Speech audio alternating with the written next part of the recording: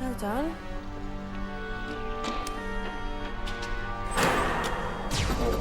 Your lords and masters.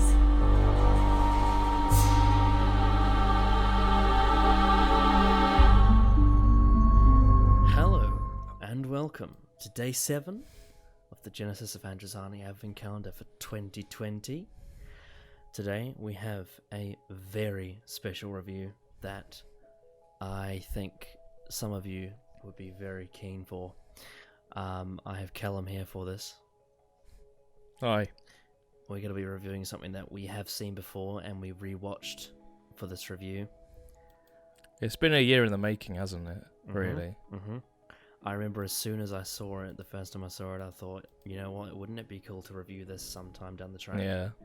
And here we are, a year and a half later, with a very interesting world. Of course, it's because we're going to be reviewing the 6-episode serial called Years and Years. And who is it written by, Callum?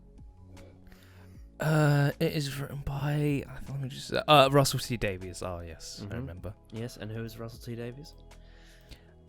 Didn't he do a Doctor Who thing at some point? Yeah, I remember, I think, when I was a kid. It was like years ago, though. It was like ages ago. Yeah, I was when I was a kid, I was at someone's house and I saw this, I saw this, he had the TV on and they were playing some episode, I think it was called New Earth. And, I remember there were like... I think I remember that. Yeah, there were like these zombie things. It wasn't very good. I mean, I remember it being fun, but I was like really weirded out by it. So, surprise, surprise to say, to find out that the man who wrote this. I was quite shocked.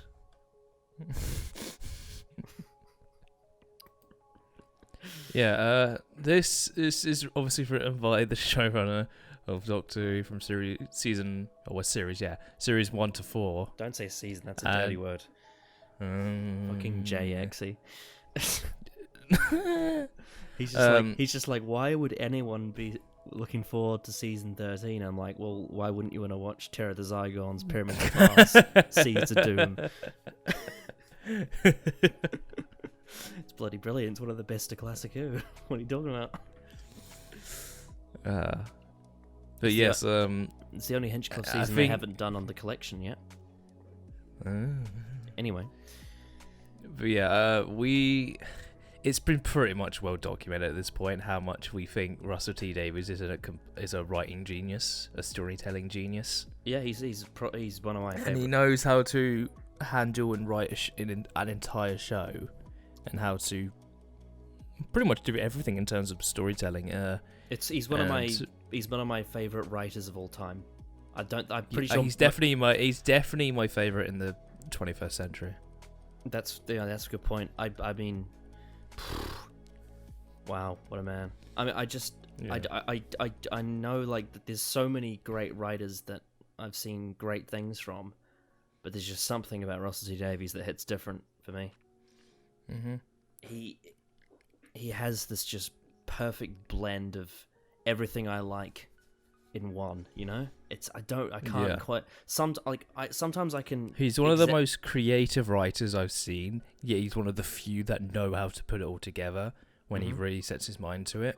Yes, and he's just one of those writers that all across the board, he's just so good at everything. He's great with plotting out a story, like intricately plotting out a story. His dialogue is exquisite.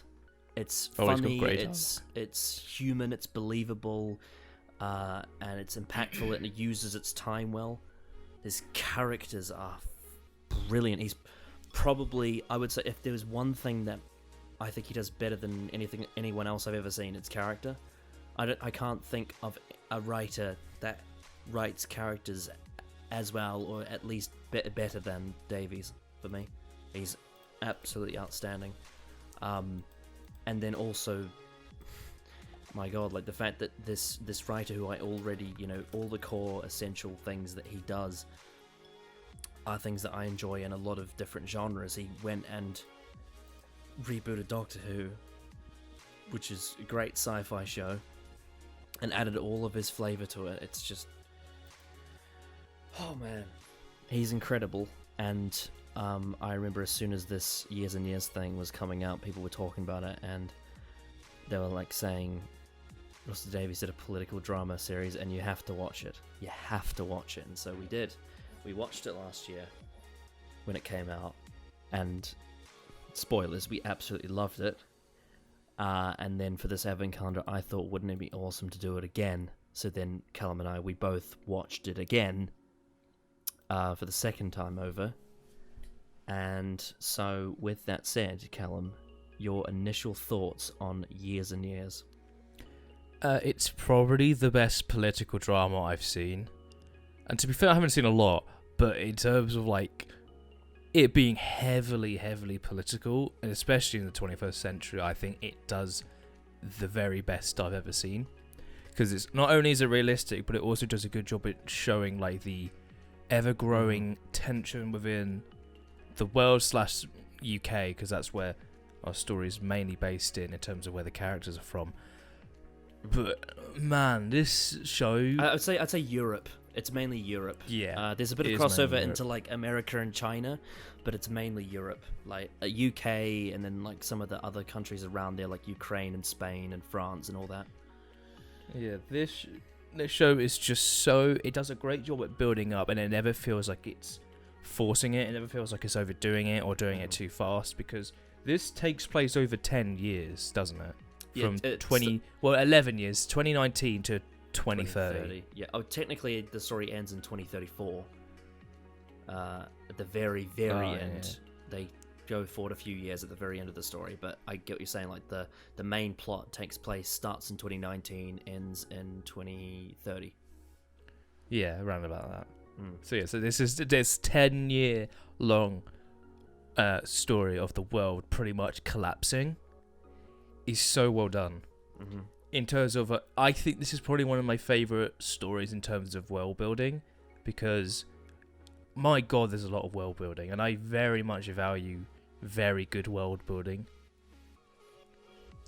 It's so good.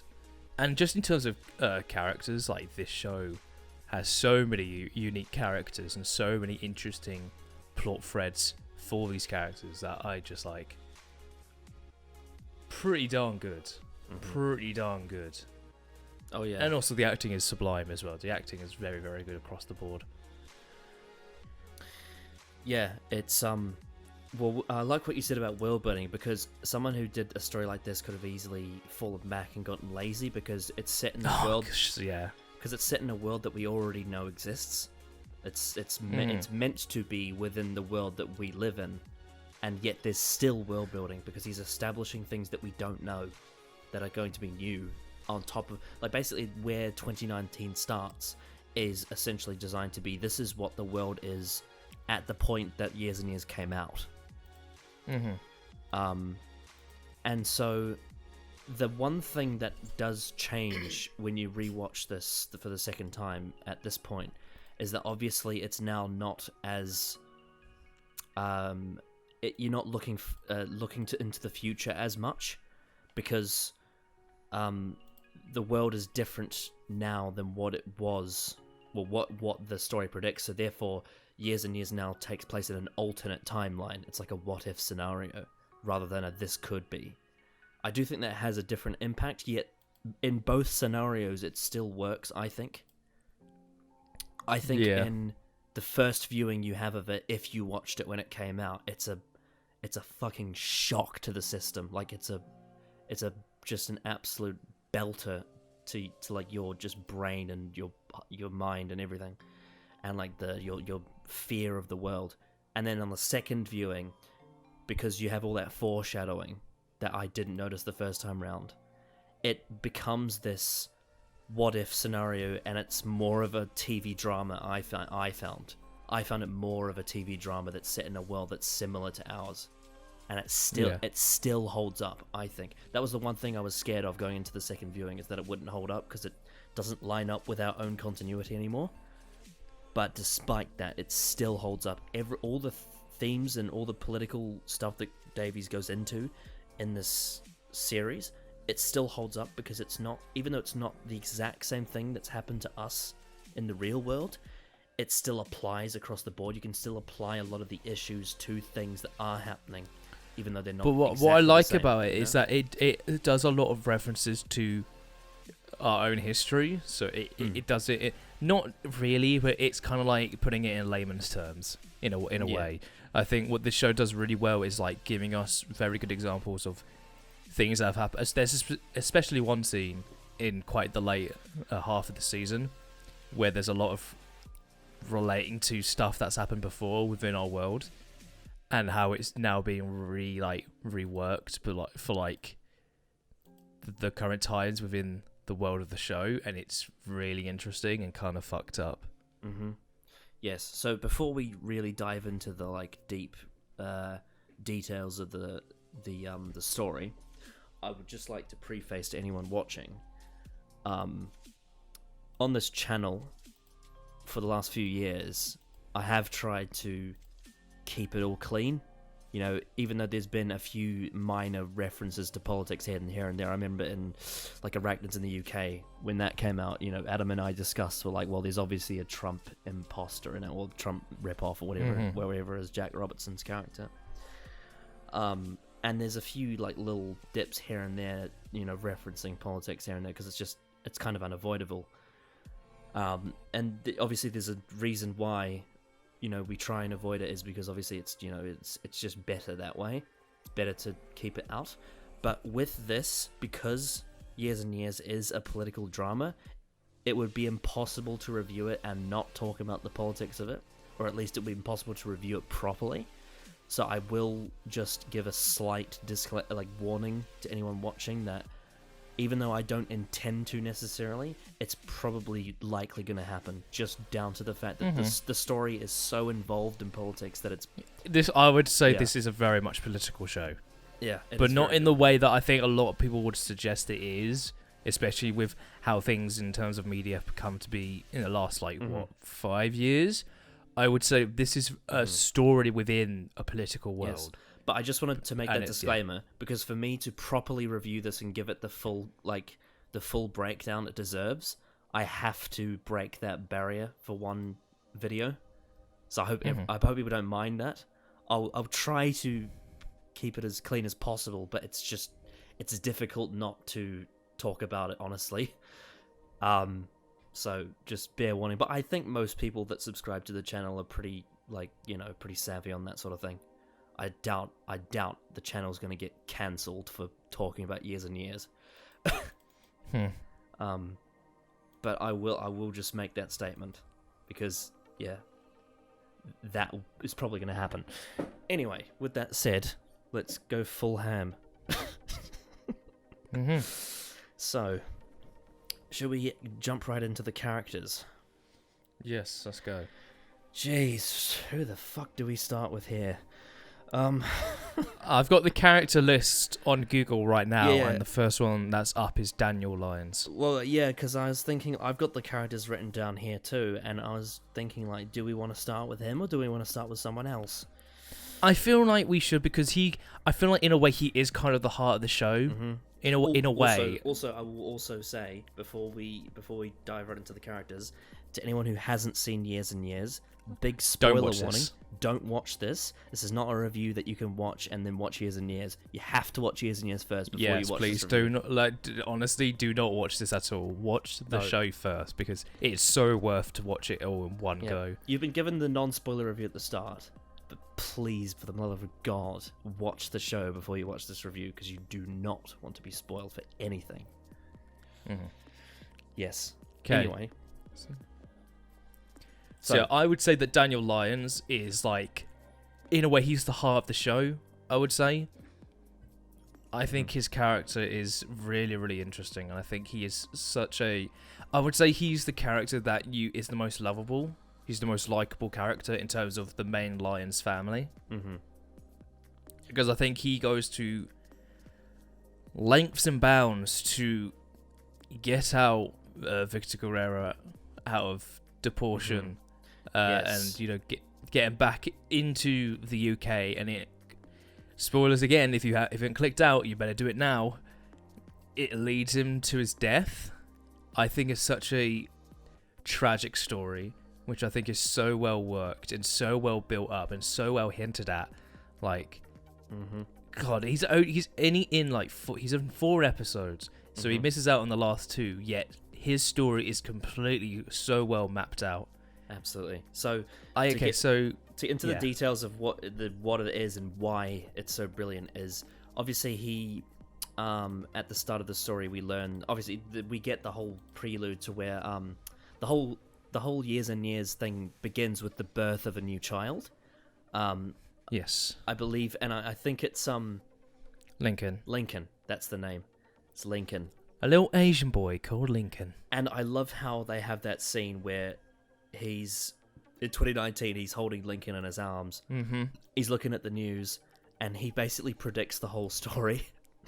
Yeah, and he's just like, he's like, what I love about this show so much is that it gives you so much anxiety. Yeah, but it makes you fear for the future. The foreshadowing is so good. Oh man, like the way he just described, imagine like he was joking around, but the way he fucking predicted what was going to happen. It's just crazy. But it's not crazy because Russell wrote it in the script because he's a genius. But what I mean is that you have that moment that establishes him as like the core, and he's obviously, so we meet the fact that he's part of this family. He's one of the brothers of one of the children, and at this point in the game, the Gran is one of the main characters, which we'll get to her later. The mother's dead, and the father's not dead yet, but obviously dies at some point in the story. We never actually see him, which is an interesting detail. But he's one of the 4 main children, and he's I think he's married, I believe, or is it engaged? I think he's married to. Okay, so at the start of the show, what I love about the start of the show, it all centers around that first kind of like public seeing of Vivian Rook and her saying, "I don't give a fuck." Yeah. Yeah, and they're all reacting to it, and we all get the different perspectives from all of the characters, all the main characters. So with Daniel, he's like, "She's a fucking monster." Yeah, and that's he views her as. I can't believe how Daniel's character predicts almost everything that happens in years and years. It's so brilliant. Yeah. It's so brilliant. And again, like that's what makes you feel like this guy is the heart of the story, because he kind of is the pure representation of Russell T Davies' point of view in the story, if you know what I mean. Mm-hmm. Like obviously, him going like, "Remember when we all thought politics were boring?" Yeah, and it's just like, and it really is such representative of like now, where everything around you is just political. Exactly. Well, I mean, because like it's like you go back to like fucking, speaking of Russell T Davies, like he had bloody a fake David Cameron fall out of a closet in World War III or whatever it was, and like that was considered like risque for the time. And you had. There's all the stuff like 9/11 and all that, but like these days it's everywhere. Like it's everywhere. You can't escape it.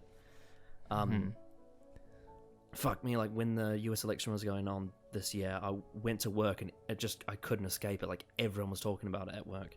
It's just everywhere. Yeah. And that's the point that Daniel Lyons was making. But anyway, to go back to what I was going to say before, so obviously we see that he has a partner. I believe they're married. I think they're married. I could be wrong. I think they're married because they do have to divorce later. And his partner is called Ralph Cousins. Yes. And you get some really funny dialogue between them in that first episode. Like I believe it's when I think they're doing some like painting work in the Grand's house. Yes. And then the Grand is like, oh, you look a bit sexy in dungarees. What? Cheeky. Yeah, and then Daniel's like, yeah, well, you do. It's like, this is probably one of my favourite gay relationships in stories. Like, oh my god. Well, I guess in a way it's more just Daniel. Daniel as a character is like a really, really well done character. And he is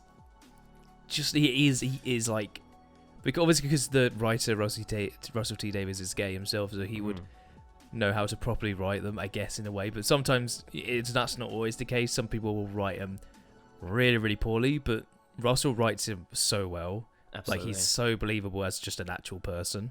Absolutely, yeah. Yeah, he's just got such a brilliant balance of so many different traits. And what I like about him, he's always like, he's not really bothered by like speaking his mind. Like, he'll tell, like, for example, Ralph, like, he's being kind of dumb with when in that paint scene of him being like, you know, the Earth is not flat, right? Oh my god, I love that scene. I fucking love that scene. And I said this, I tweeted this out. Like, Ralph is sort of the embodiment of the shut up, dude, it's just my opinion. He's a fucking flat earther. I know, he is. Yeah. He's like, no, I'm just keeping an open mind. Oh dear. It's like, yeah, I'm not right 100%, but that also means I'm not 100% wrong. So stupid. It's just like, it's so stupid, and it's so realistic because we have that so much nowadays on Twitter.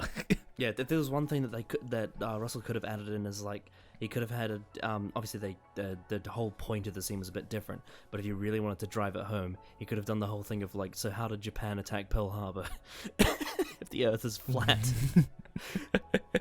And he's like, oh, but it's round like an oval. And he's like, so someone just threw it like a frisbee in the Japanese teleporter. Is that, you know, it's, you could have gone down that whole rabbit hole. But it's so funny. And so you get that establishment of their relationship, and then we find out about his work. He works with refugees, and then while he's working with refugees, and before we get to the obviously the Victor stuff, but there's a conversation he has with some really daft woman before that, and it's so good. It's fucking brilliant. Do you know the one I'm talking about? Where there was like some lady, some character who was she was like really anti-refugee, you know? She was like really against. Yeah, right at the start, yeah. She was almost like, she was low key like seeing them as like subhuman. And then because she was coming in, like, I can't remember exactly what she was coming to do, but she's obviously somewhere, and she's like, the whole scene with her and Daniel was great, and Daniel just like putting her down and just explaining what actually is the situation with these people is pretty darn great. Yes, and it showed again like that Daniel understands it. It's not just him doing a job because he's doing a job. He actually understands refugees, and you know, we're starting to really like introduce how Russell T is going to handle the whole thing about refugees and the complications that come with it. You know, about it. Oh yeah. Because one of the biggest things in politics is immigration. So this is where this thread starts, and it starts with showing someone who doesn't understand how it all works, slagging them off for very surface level reasons, and then someone who really does understand it, then basically replying back to them, well, here's why you're wrong. But it's not done in like a really over the top, like, oh, you're just a racist way. Like, it's done in a really clever, like, you need to understand why each individual person needs to be away from their country, you know what I mean? And we find out because when he meets Victor, he finds out that he was tortured. But then there's this really cool thing of like, he was tortured by electrocution, therefore there's no scarring, so he can't prove it. And that's, again, that whole setup is why he has trouble immigrating to the UK, because he can't prove that he was tortured yet, despite the fact that he was. And that sets up the whole thing of like law by technicality. It's like they can you can only let someone in legally if they can prove something, but he can't prove it. So how do you know? He could be lying. And again, like it's I love that because it's a realistic problem that happens all the time. That is not specifically anyone's fault. It's just the fault of the system that's in place. It's the fault of this is the only option we have, so we can determine what is true and what is false. And that has a consequence on Victor. And then, so if Victor got thrown back, it wouldn't be that big of a deal because to us, because we don't really know who he is yet. And it would just be, showing, in itself, if that was just a small scene, it would just be showing, well, this is what it's like to have a complicated refugee situation where someone, is tortured and then they'd throw him back into their country because they can't prove it. And that would have been good enough. But then, what Russell T Davies does is he has Daniel and Victor grow attraction for each other. And obviously Daniel is married, so he can't. He'd be like, oh, sorry, I can't do this. It's, I've got a husband.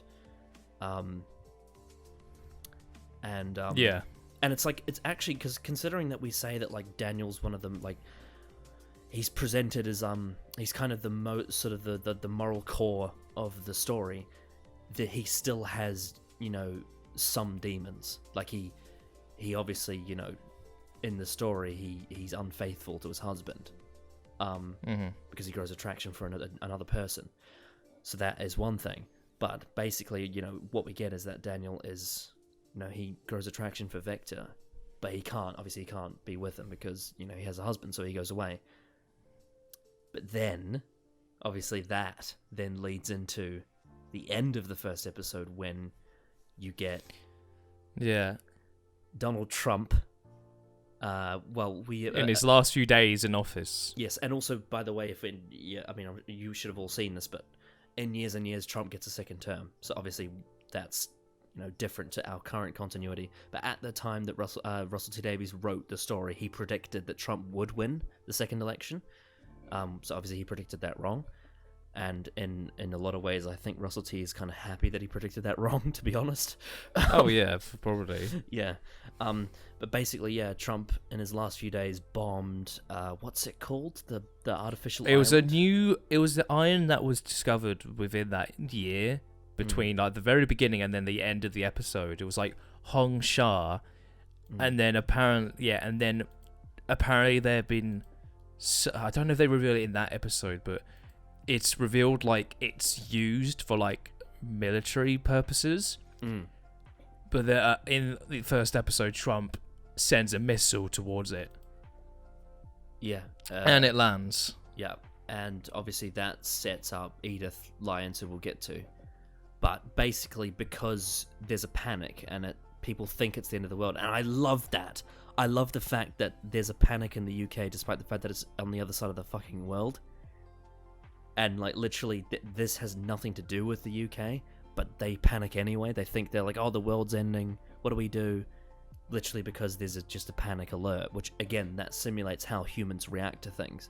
When things aren't even close to you, you still panic, you still think it's going to affect you. And then, obviously, because Daniel's looking at that and being like, well, the world's ending, he now thinks, well, if the world's going to end, I might as well go to Victor. Because he think, well, because I think, and throughout the episode as well, they say out how like there's been like Ralph and Daniel have been growing apart. Yes.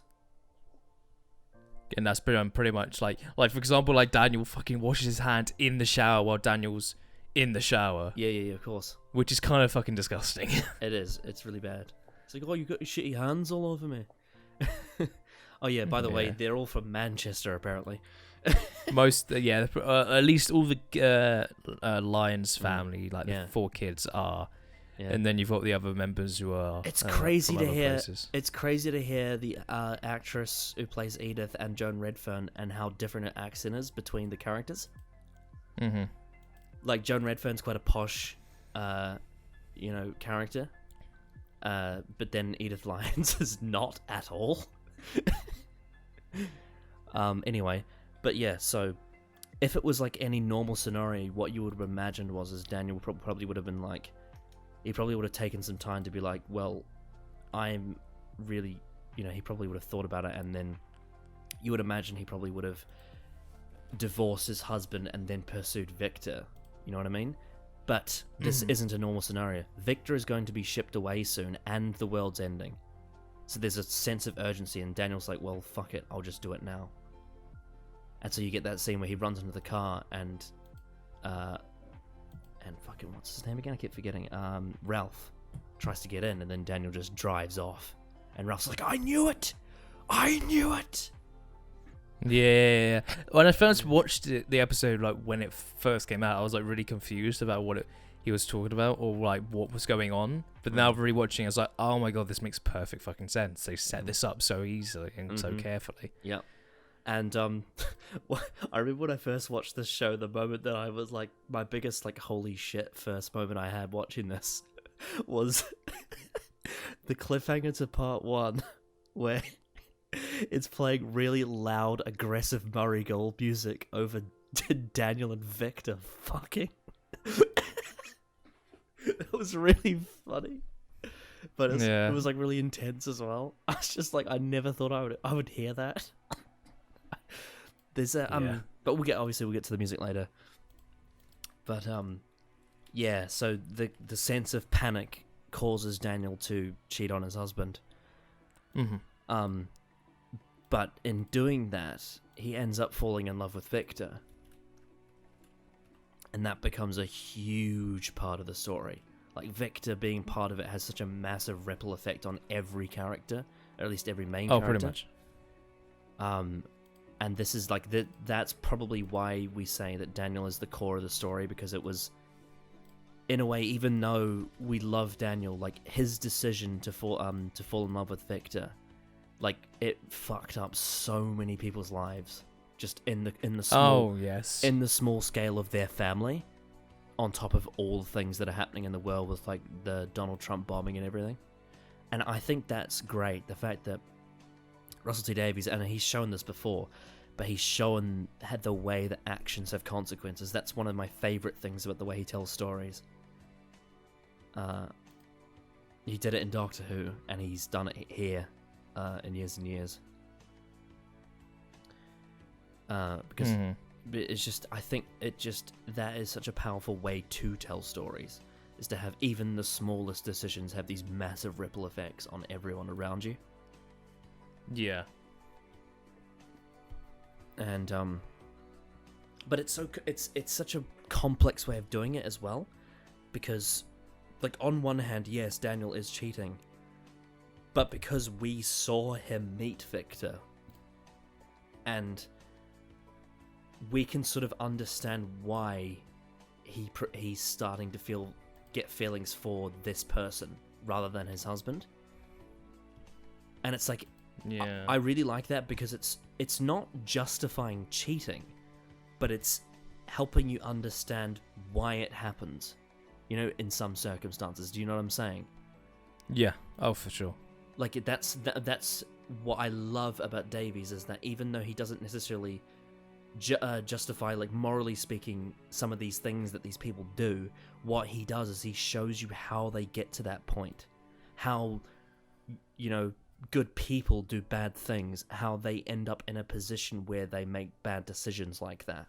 Or at least they make decisions that are, by themselves, they're morally not, they're not morally right necessarily, but you can see why they made the decisions, because maybe in the long term it would have more benefit to them, or because they're in a scenario where there's a sense of urgency. It's really interesting, because black and white storytelling is boring, and this is much better.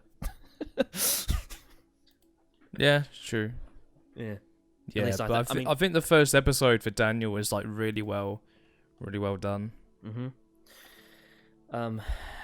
And I think one of my favorite, and I think on the second viewing of Years and Years, the scene that really popped out to me that I didn't notice as much on the first viewing, that I really liked was, I think it was a couple of years after 2019, he has that scene outside the school in the car with his ex-husband, with Ralph.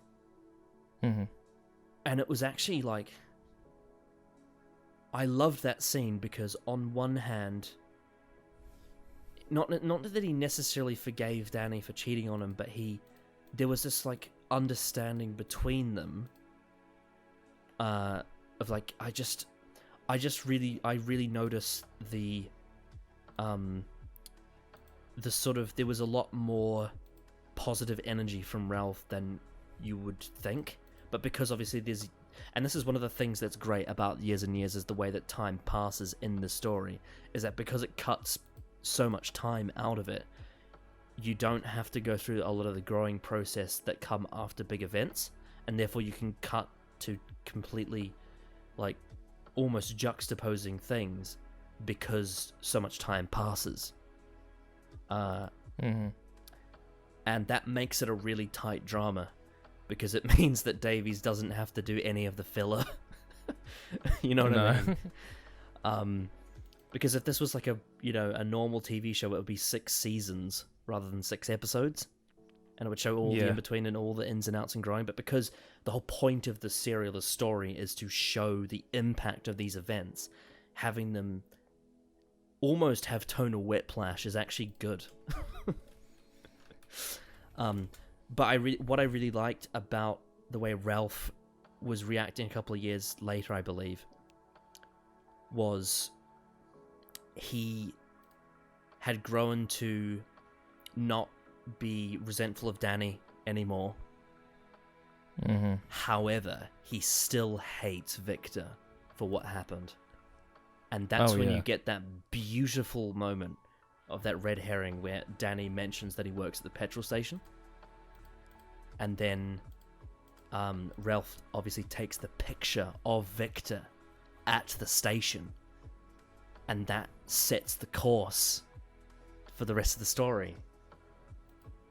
Because, that moment is like what sets the entire thing off. Mm-hmm. And it's like, again, it's like so small details. Like, obviously you get Danny cheating, but also Danny accidentally letting it slip where Victor works has a whole ripple effect. That small mistake that he made, again, sets everything in motion. It's just, I just fucking love Russell T Davies, man. Yeah. He's just such a brilliant writer. But what's great... that's so good, so well built up. But what's so great about it is that those small decisions and those small moments having massive ripple effects, it's not just done to be impressive. Like, this is stuff that actually happens in our real life. There are small mistakes and small decisions that we make that completely determine what's going to happen. You know, like a butterfly effect, and it's amazing. You can see why he did Doctor Who. Because, you know... Oh, yeah, absolutely. With the way he writes that and how he understands how time works is just...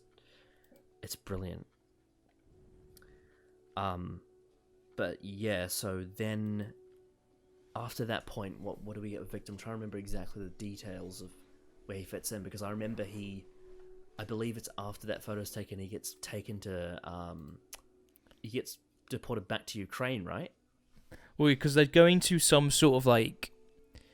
I can't remember exactly what the meeting was about at first, because that wasn't the original plan. Oh yeah, but that's then they right. had the photo of him because he's not allowed to work because of him being an asylum seeker. Mm-hmm. But he was obviously doing the petrol station job part time, and then was obviously shown proof of a photo, and that's why he got deported. Yeah, it wasn't meant to happen. He must have been getting paid under the table. Well, yeah, he was getting paid cash in hand. Yeah, well, yeah, we call that under the table. Okay. Yeah, which is illegal. Yeah, but that's what he was doing, just sort of, and he only did it because he didn't want to be bored. That's what they established. It wasn't even like he was desperately in need of it. He just wanted to get out of the house. Exactly, it's crazy. Mm-hmm. Oh, it's crazy. But he would have absolutely got away with it if Daniel just didn't mention it to Ralph, at all. Mm-hmm. Absolutely. None of this probably would have happened. Oh fuck. It's so intense. So yeah, obviously they go to that place where Victor goes into that room and then he never comes out. And then Daniel talks to that lady. She appears in that episode and she also appears near the end as well. Near the end of the show. And he says, well, he's got to come out. And she's like, I'm sorry, I can't do anything. He's like, but you have to. Can I see him? We're gonna see him. Like, can I see him? Like, I know the law. I know how it works. I can see him. Yeah, it's... And again, it's like, it's Russell T Davies just seeding in how, like, technicalities of the law make it unfair in some circumstances, because every circumstance of every single person that goes in there is going to be slightly different, and the laws are all broad strokes. You know, because you can't just... The laws aren't intricate enough to account for every single possible scenario. And because this scenario was such a specific one that was slightly off, it meant that Victor ended up having to be deported back to Ukraine, and it's crazy how and he had to live under the radar because obviously, I think they established like it's becoming illegal to be like to display affection they said like homosexuality. They said you have to live discreetly, and exactly. It's not even like if you just if you have to live discreetly, you can't express yourself, which is it's just so fucked. Yeah, and that's all set up with the whole thing of Ukraine in this time that we're in was going far right. It was going to like fascism, which again, that's going to back to like old conservative values. So a lot of old conservative values tend to be biblical. I'm not sure about Ukraine. I'm not quite 100% certain on what kind of religions they have there, but there are a lot of religions that are anti-LGBT, and so live discreetly in Ukraine with a far-right government kind of fits. You know, it makes sense where that would come from. And so, like you said, like it's like they're so the government is so homophobic that they just don't even want to see it. They don't want to see it. They don't want it to be in society. And that again, fuck me, this all sets things in motion for what's going to happen next, because like they can obviously they have the like Skype calls and all that, and they're like, oh, Victor's safe, you just got to live discreetly. And then you can there was that little moment where he's got like I love the little detail that they've got like tissues by the fucking iPad. Yep. That's so funny. But yeah, obviously they have the whole thing where Victor has to live discreetly, and I love the way that in the direction how with all the family gatherings they have like Victor on the iPad, like because he's part of the family now, but he's obviously overseas. Yeah. And you get some quite funny moments between them over the calls. Oh yeah. Like beginning of the second episode, they because they've now moved in. He's moved into Daniel's apartment, and they're just sort of like messing around, and if all the other family members could just hear it over the call, which is really funny. Oh yeah, that's right. And one of them said, "I'm glad that visual isn't on." Yeah, exactly. Yeah. Though we never actually see that at any point, the visual call. No, we don't. At least I don't remember there being one. Oh well, I mean, to be fair, I don't. I wouldn't technically count it as visual call, but you do see, like at the very end, face to face like interaction. It's only one way. It's not two way. Yeah. Yeah. But yeah. Yeah. But yeah. So basically, what happens is that it's discovered that Victor isn't living discreetly, and a bunch of very corrupt policemen come to his flat. He's already gone. Yeah, Daniel rings him up like he normally does. There's no answer for a while, and then as soon as at the very end, before he's about to leave, the call gets answered. Yeah, and then he can just see that it's it's like it's being raided. Russell Tovey's acting in that whole scene was incredible. Like when his acting in general was just great. Oh yeah, absolutely. But like just all these actors just know how to portray anxiety like perfectly. That's the best part. This is what this show is. It's the show of anxiety, and they all can pull it off. Yeah, but especially Russell Tovey and the actor who plays Stephen. Those two are just I would say that the two if we're going by just every single episode, I would say they are the best actors. I would say the best male actors for sure. Oh, they absolutely, yeah. Yeah.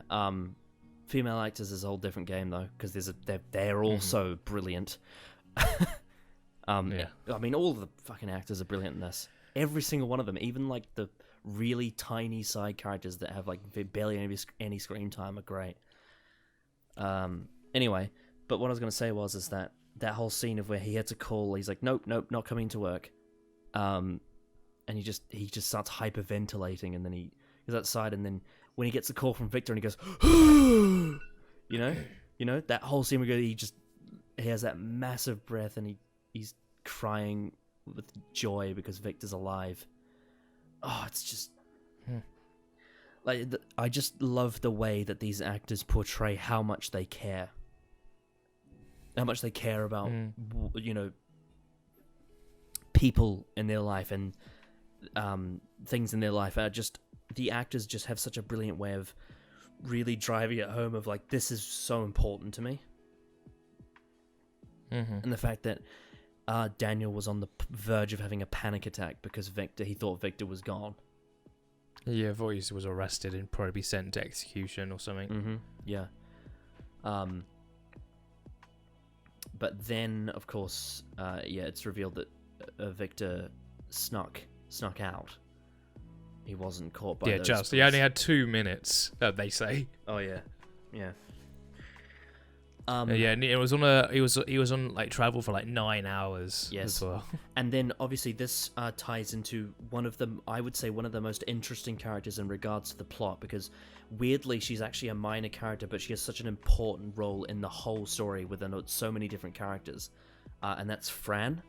And she gets introduced really early on in the story when Daniel's like going to work or something. There's that fucking hilarious scene where he wants to charge his car with electric and he can't get it out. It's so funny. Yeah. Actually, that's one thing I love about Years and Years. Like, one of the small details is a lot of the humor revolves around like new technology that we don't have. Especially episode 1. Where episode 1 like it does a lot of that. Yeah. It's like visual filters and a lot of just different like. Well, what's the little device that they all call each other on? What's it called? Signor. That's right, Signor. And I love the fact that by the end of Years and Years, Signor has become obsolete, and the Grand pulls Signor out again. That was great. I like having something to look at. Anyway, but then it all comes around to the very end. But we'll get to. Get around to that. We'll get to that. But yeah, with and then so after all that with Daniel and so he leaving. Obviously, Fran is like on his street, and he just bumps into her, and then they end up getting talking, and then she becomes a big part of the plot. It's what I love about it is that if it was any other writer, Fran would feel like a plot device, because she's so important to so many different things, but because it's Russell T Davies, he actually makes her a proper character. Yeah, I would say she's very much a side character in comparison to everybody else, but she's still like a pretty decent character. Absolutely, just very simple. But the one thing that she's really good at is smuggling. Like she's really good at like sneaking people like through borders and on vehicles and stuff, and that's essentially what they do, because they end up getting Victor to travel from Ukraine to Spain. And I think I messaged you when we were watching the show about this, is that I think one of the most fucking hilariously ironic but like actually quite depressing things about it in reality is Victor escaped Ukraine, which was a far-right government that was anti-LGBT, right? And lived discreetly and all that. And he thought, well, if I go to Spain, it's a socialist country, it's left-wing, therefore they're like going to be pro-LGBT, right? And then they have this whole like celebration. There's this whole celebration scene, I believe, I think it's the 3rd episode. Where, Daniel's birthday. He reveals the whole thing with Victor. Yeah. He pulls it out of his pocket. He says, Victor's on my phone and he's in Spain, he's safe. And all he had to do was surrender to the authorities, and they wouldn't deport him because of their laws. It was a tactical thing that they did, because obviously Spain is socialist, they don't want to deport people. Yeah, they're working the system. Absolutely. And but then fuck, just when you thought Victor was safe, then Spain becomes a fucking anarchist far left country. And then that all turns to shit. So then it's like, well, now we need to get Victor out of there. And I just love that. I love the way that Davies is like, he shows the consequences of these countries that go into these extremes. You know? That's, I feel like, where a lot of the power comes politically. And, oh my god, the way that Vivian Rook manipulates the public by being like, look at this, look how bad that is. I'm not that. Oh. And so I'll give you freedom and the right to enjoy that freedom. Fuck off. And I love that. I think it's episode 5 when that happens. And then you got some guy on the radio just going, what's she on about? What do they want? What is she actually saying? It's just buzzwords. Yeah, no, it is. Viv Rook for the entire show is just buzzwords. And it somehow just hooks people. Absolutely. Anyway, we'll get to her. So, yeah, so then they're like, well, fuck, we have to get him out of Spain because they've become far left. Yeah. And basically what happens is they end up getting him to France, which is obviously, it's the closest to the UK in terms of geographically.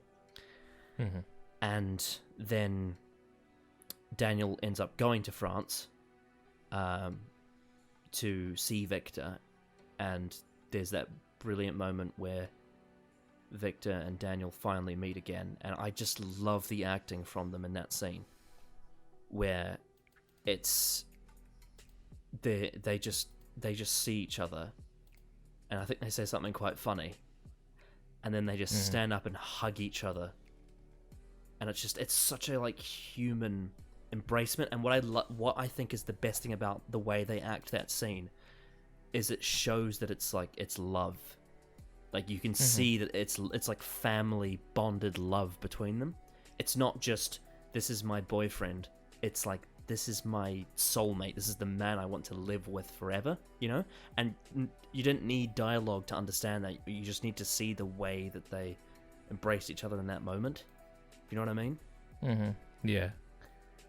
Because it wasn't just like, oh, here he is, straight to shagging. It was like, no, I am relieved beyond belief that you are alive and in my arms. And that was honestly, on rewatching it, that was quite a powerful moment for me. I was like, holy shit, this is deep.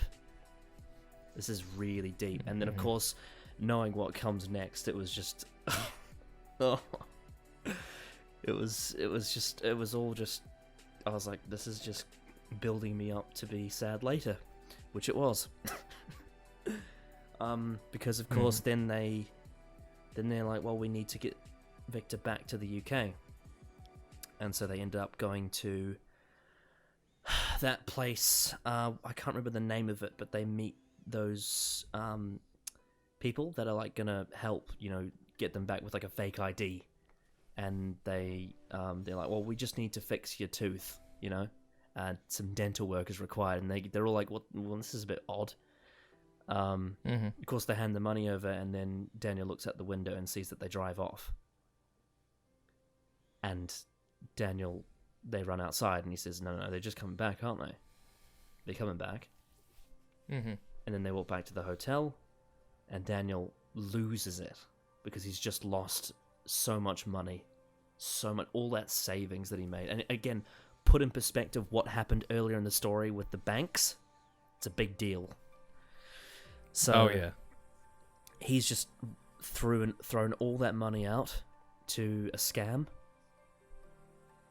And he can't call the police because they are there illegally, or at least what they're doing is illegal. Well, Victor says to him, like, he can just go home. He just goes to the authorities and say, my passport was stolen. Like, and that, I think that is probably what could have happened. Like, Daniel could easily just say, I was just here visiting. But Victor obviously is still stuck. Oh yeah, like, obviously, no. Yeah, of course. Like, they could have been fine if they separated and Daniel went back to the UK and Victor stayed. But that's not what Daniel wanted. Oh yeah, exactly. At that point, he's just got to get him over the line.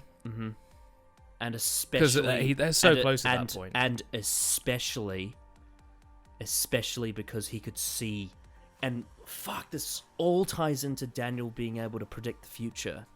He could see that Viv Rook was going to win the election. He knew it. He was like, yep, I can see that she's going to win this. And then he knows that if she becomes in power, he being so politically intelligent, understands that once she gets in power, it's highly unlikely that they're going to let Victor in, because the laws will probably change to be very anti-immigrant, anti-refugee. And obviously with him working in that field as is set up in episode 1, he would understand that because he would have read through all the policies.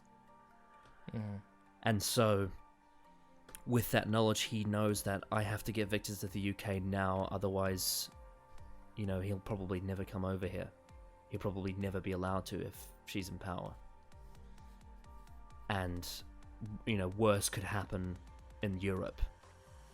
And so they then once again decide on the black market to find a way over. And there's that whole smuggling. It rather than it being a fake ID, there's now, well, we'll just send you on a boat over the fucking 22-mile sea to the UK, and you'll be beached. And I think it was like, there's that whole scene where it's like, it cost them like 6,000 euros or something. And Danny's like, I can't remember how much it cost them, but it cost them pretty much almost all they had. Well, because I remember that I believe the first one they did was like 13,000, and then they got scammed. And so the second one was 6,000, I believe. And then Daniel said, "Oh, can I please see the boat first?" And he's like, "No, you give me 6,000 now." No, you pay now. You pay now. And then Daniel says, "Oh, well, that's just tough then." He's like, "All right." He just walks off. And Daniel, I think, he realizes that actually, no, I don't have any power over this guy. So he ends up giving in the 6K.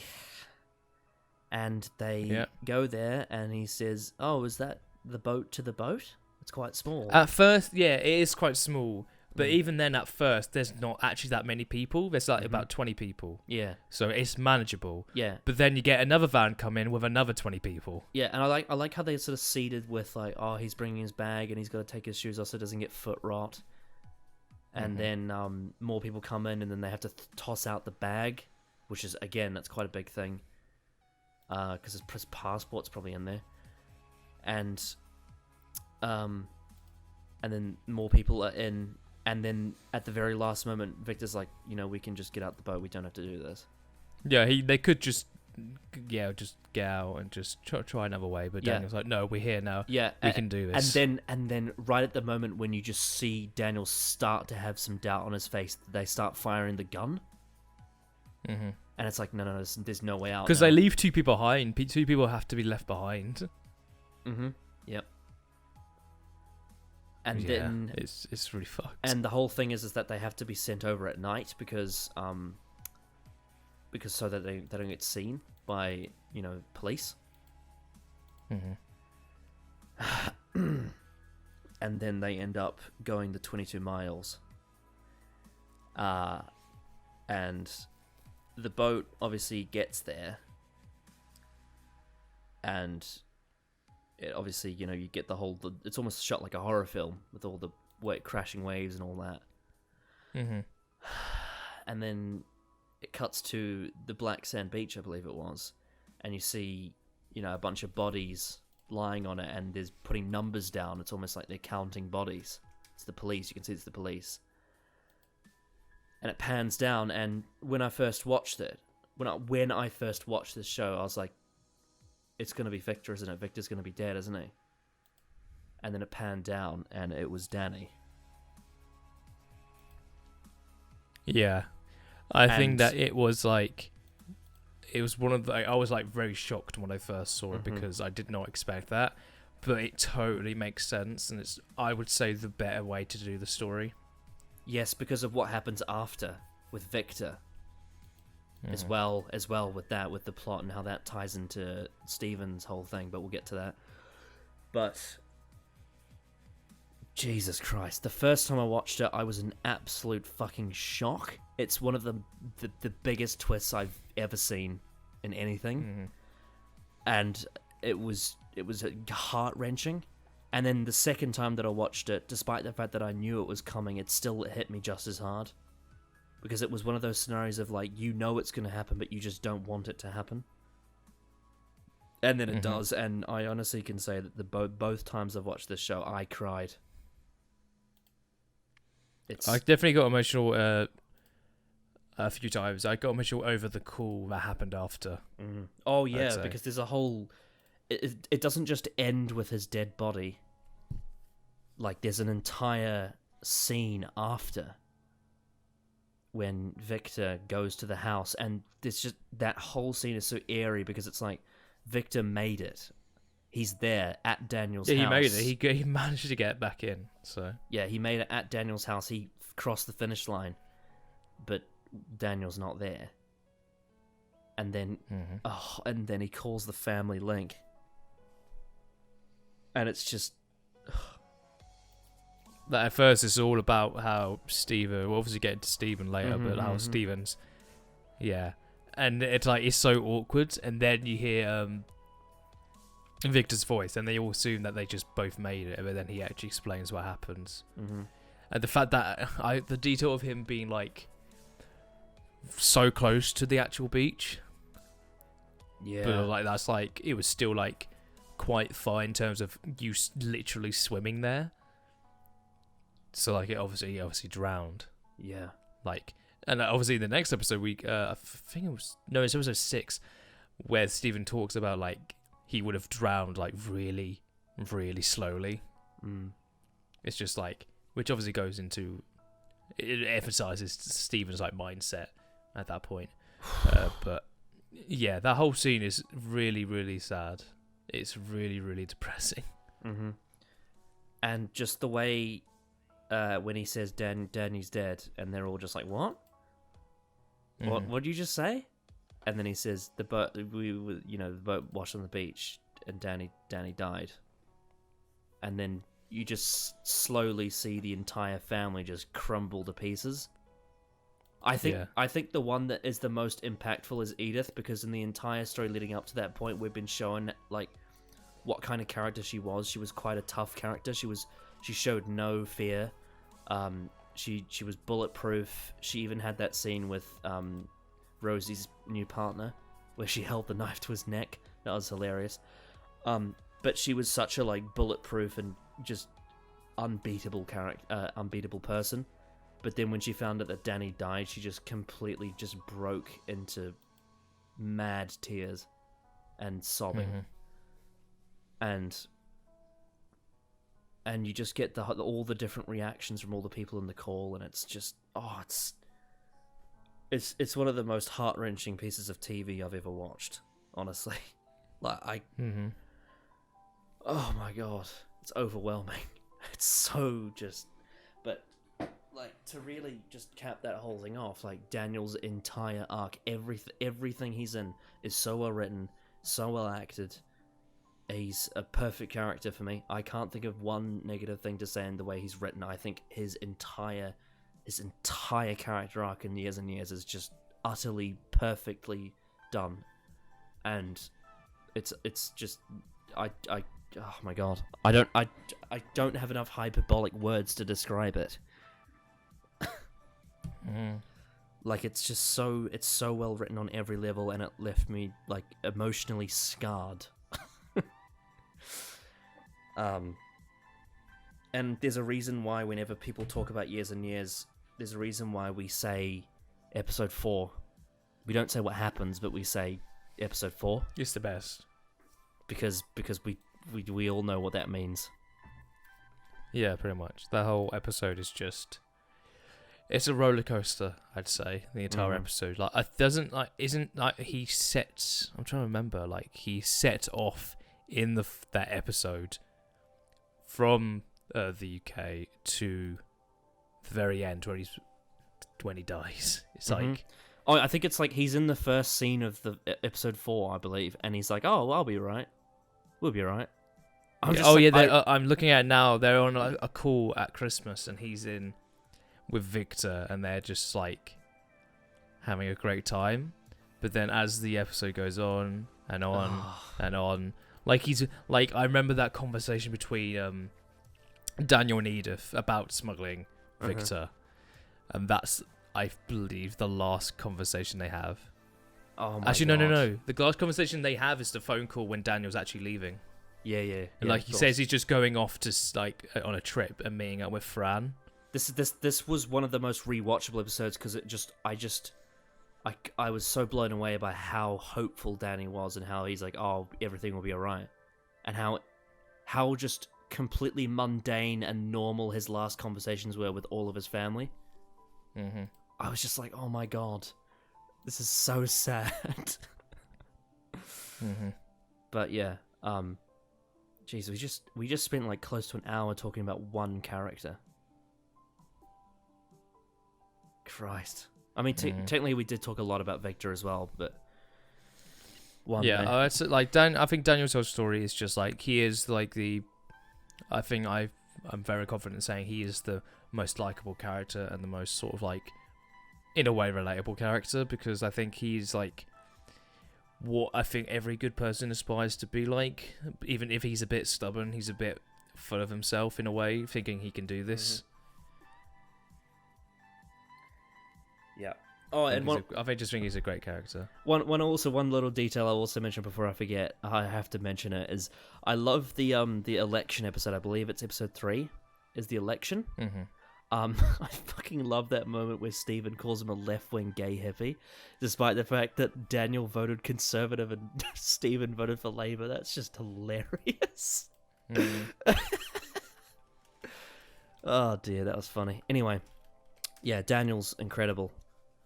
And oh my God, Christ, what a brilliant character.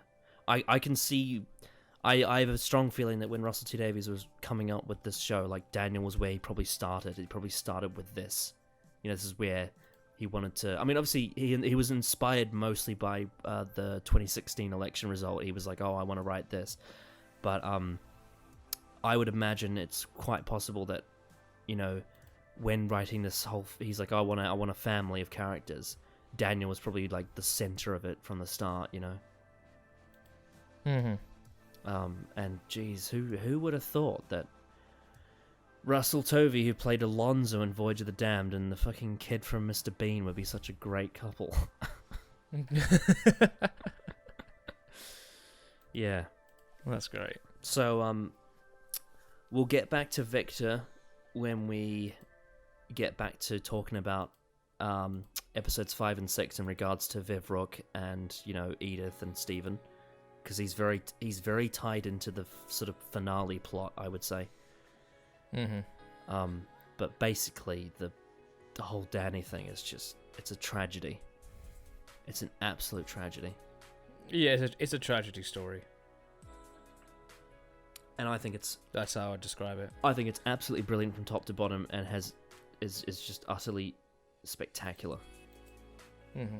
I agree. He's such a sympathetic character, and I think I've also said to you before that this is how you write a gay character. Mm-hmm. You know, this is how you do it. It's not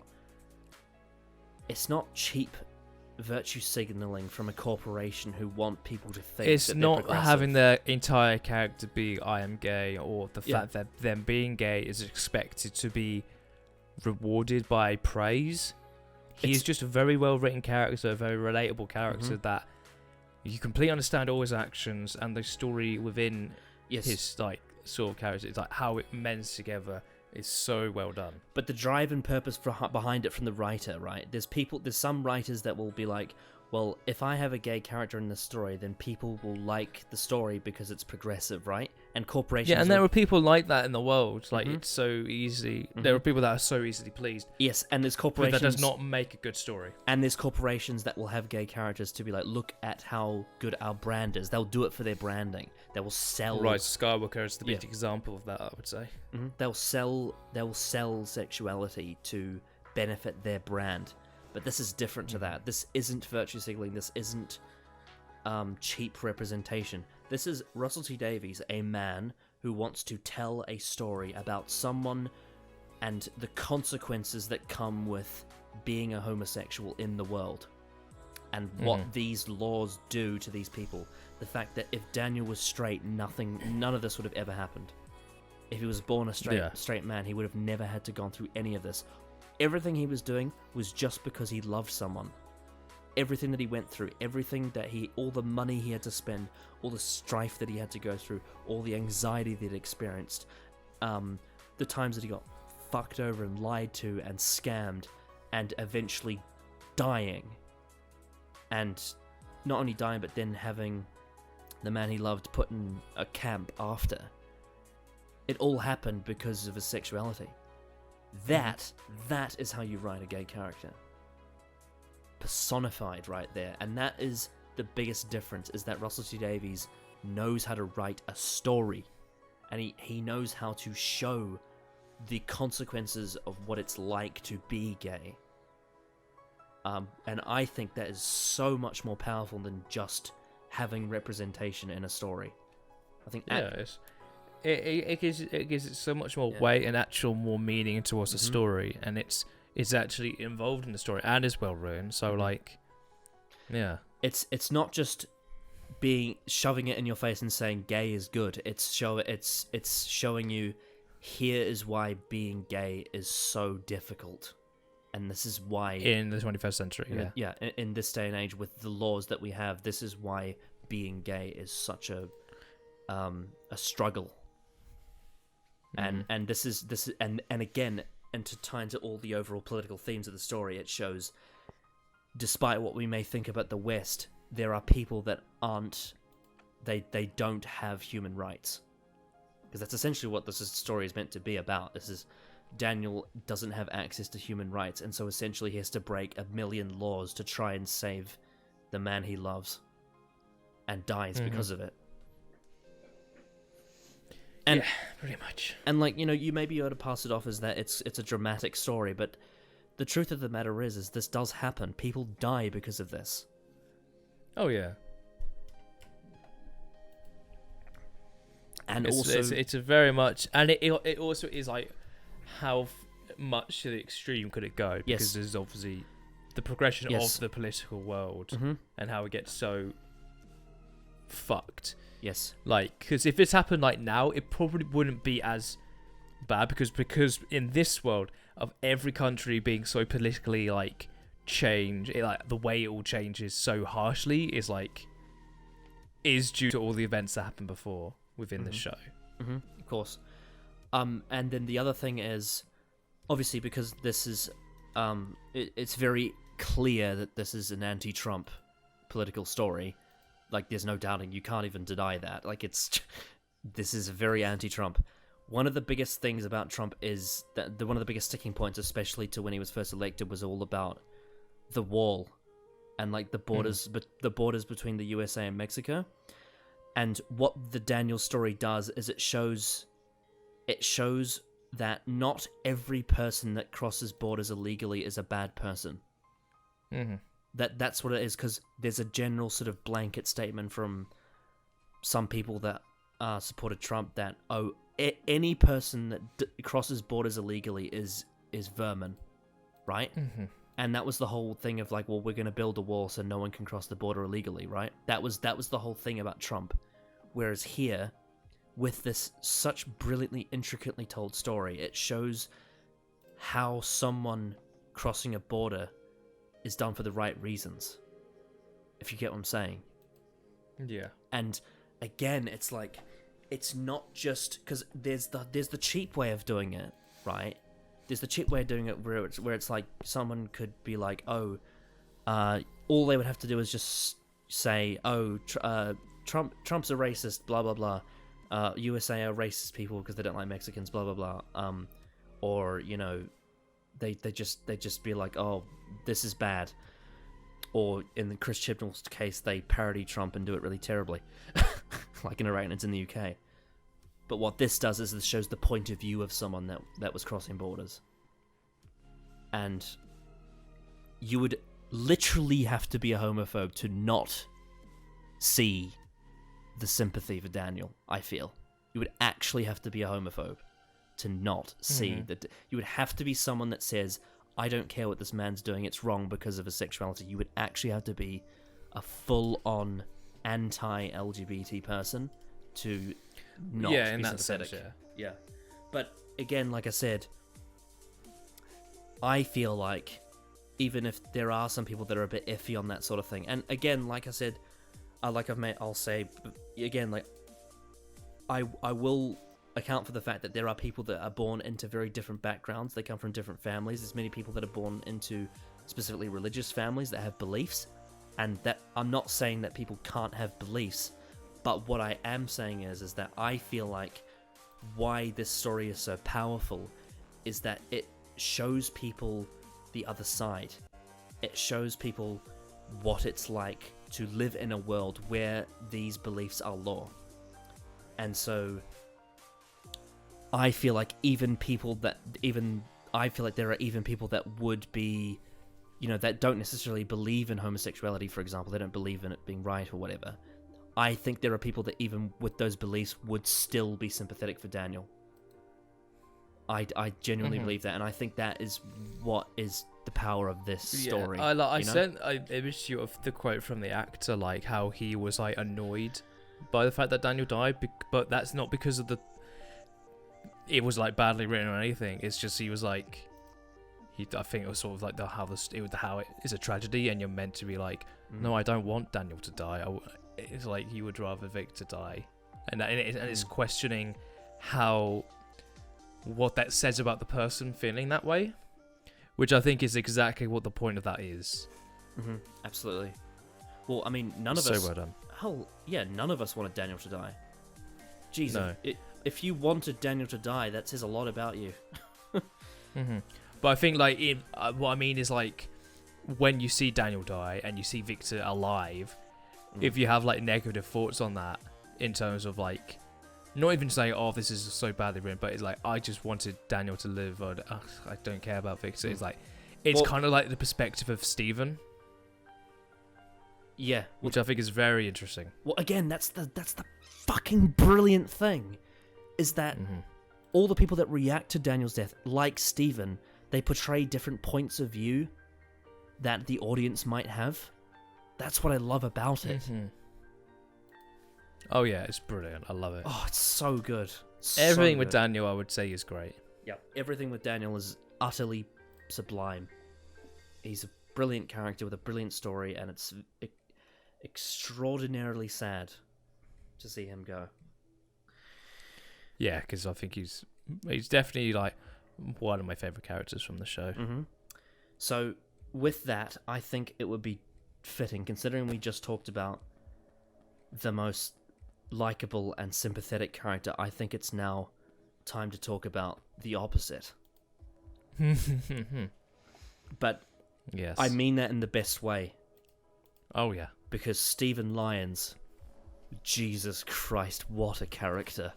Oh my god. Stephen Lyons is like, at first he seems such quite an innocent person, seems like quite a loving husband. By the end is his whole world has broken down. Oh my god. And he himself has broken down into like a kind of a horrible person. But he still had his reasons by the end. But what's so brilliant about it is that he knows he's so horrible, and he starts to hate himself because of it. And oh my god, his character arc is just so interesting. It's I think, because Daniel's one is great because it shows the complexities of law, and he is the lovable character that we were sad to see go. But I think Stephen is the most complex character in the show. He's such, like, he does horrible things, but you completely understand why. It's kind of I would nickname it the Phoenix effect. Because, like, obviously Joaquin Phoenix appears in a lot of films where he plays a character that does terrible things, but as you learn about his characters, you understand why he gets to that point and how he does them. And it's kind of like that with Stephen. Not so much on the mental health sort of thing, but it's more so on the circumstances that he's in. And one of the biggest things that sets him in that direction, I mean, obviously he he was having an affair for quite a while. But one of the biggest... It was about a year.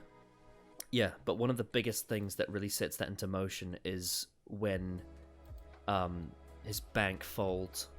His bank implodes. That's the first big moment. Yeah, and he becomes the man that lost £1 million. Yeah.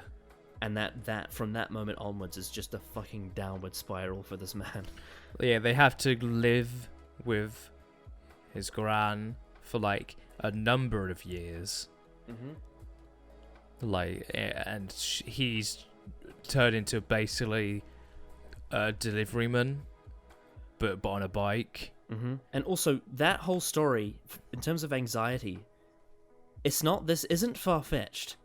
This could actually happen to you if you're... Imagine if your bank completely closed down. Because the whole reason why we have banks is because we trust them to keep our money safe, and that's why they pay interest to us.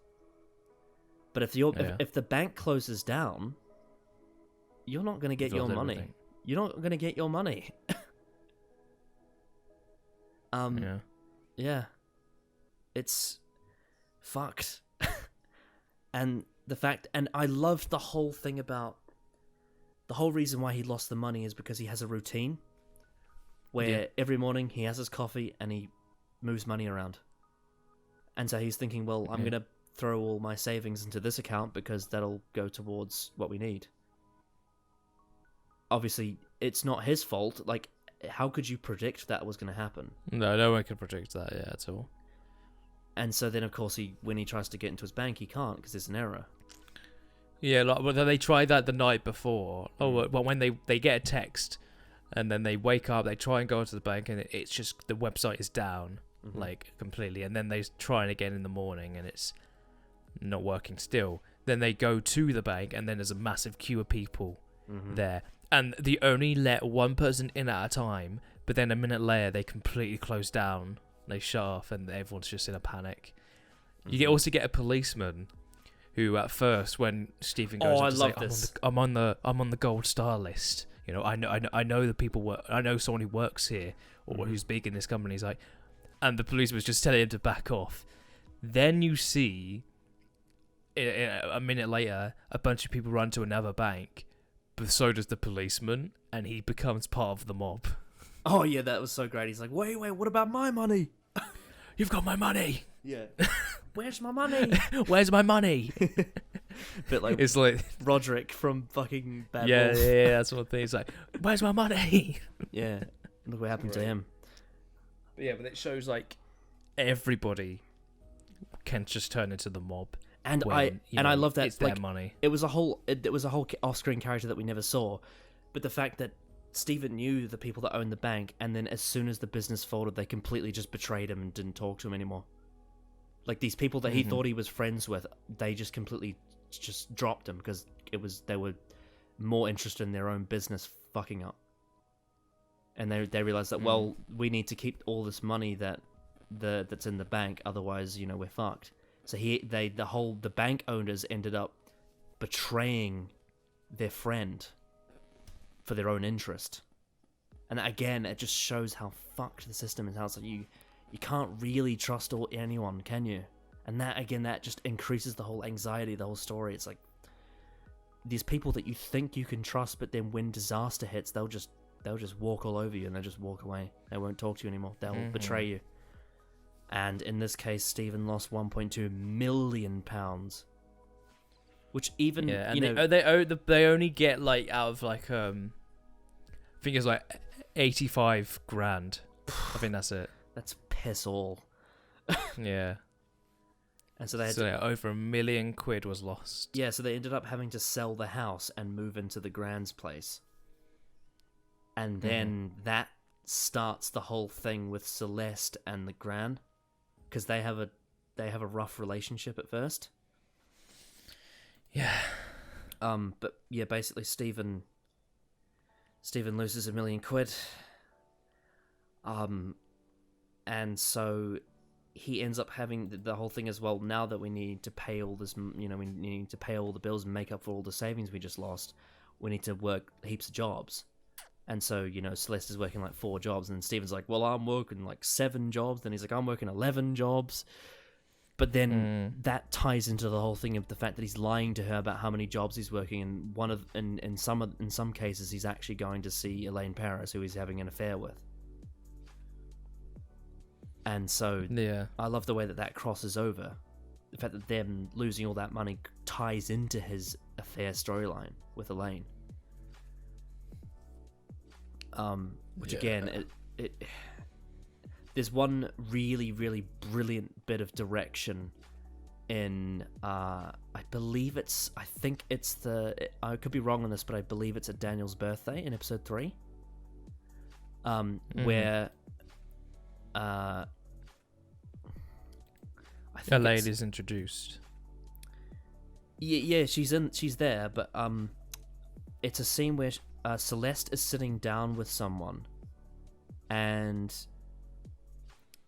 she sees fucking, what's her daughter's name? The one that wants to be transhuman.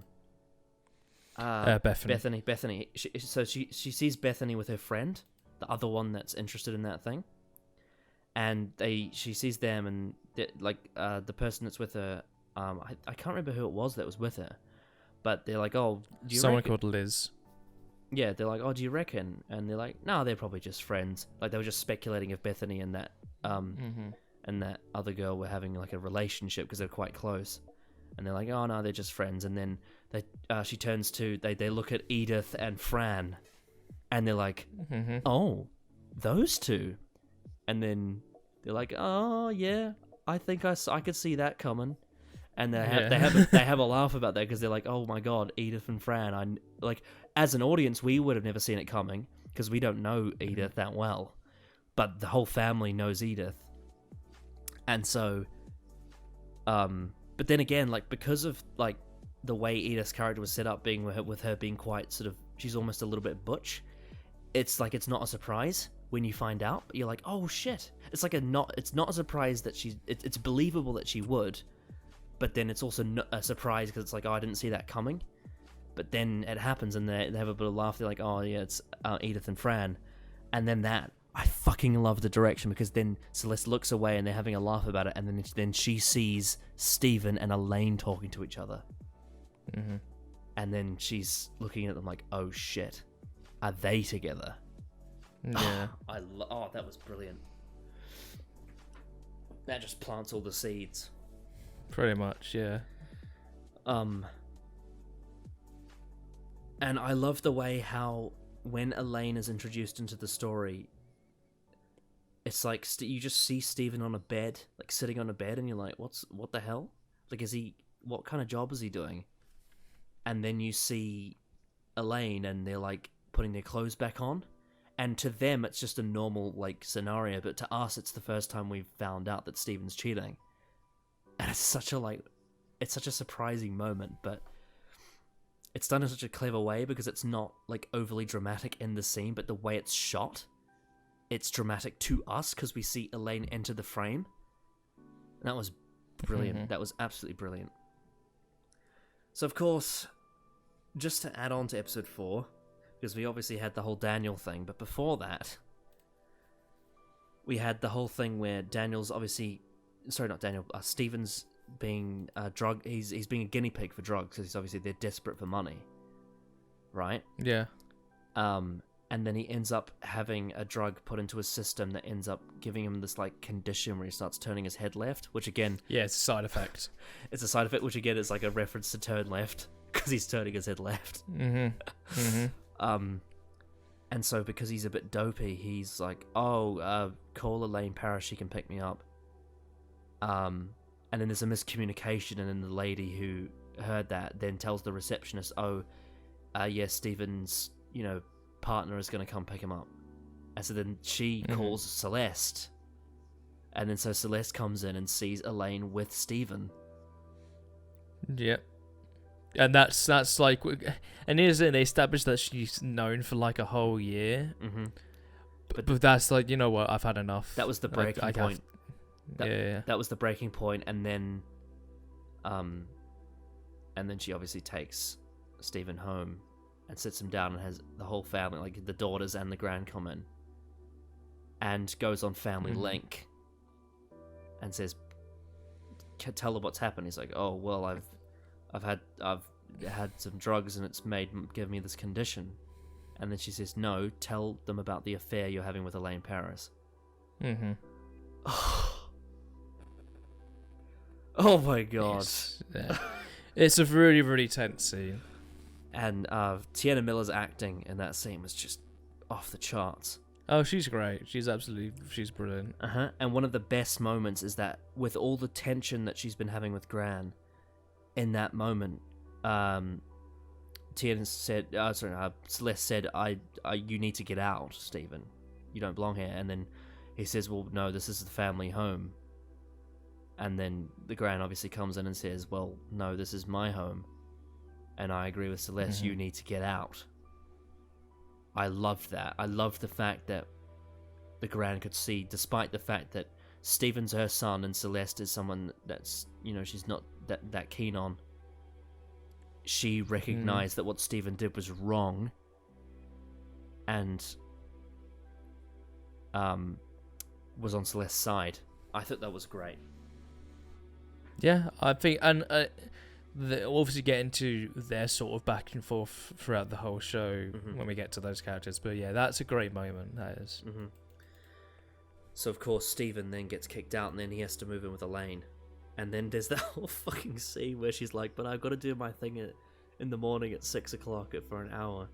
It's my time." Oh god, that's such a funny scene. Yeah. That's so funny. And he's it's just like, it's that me time. It's my hour. So I thought you could get up and just go and get coffee. He's like, I'll just be asleep. And she's like, no, you won't. You'll be staring. You'll just be looking at me, and I don't want that.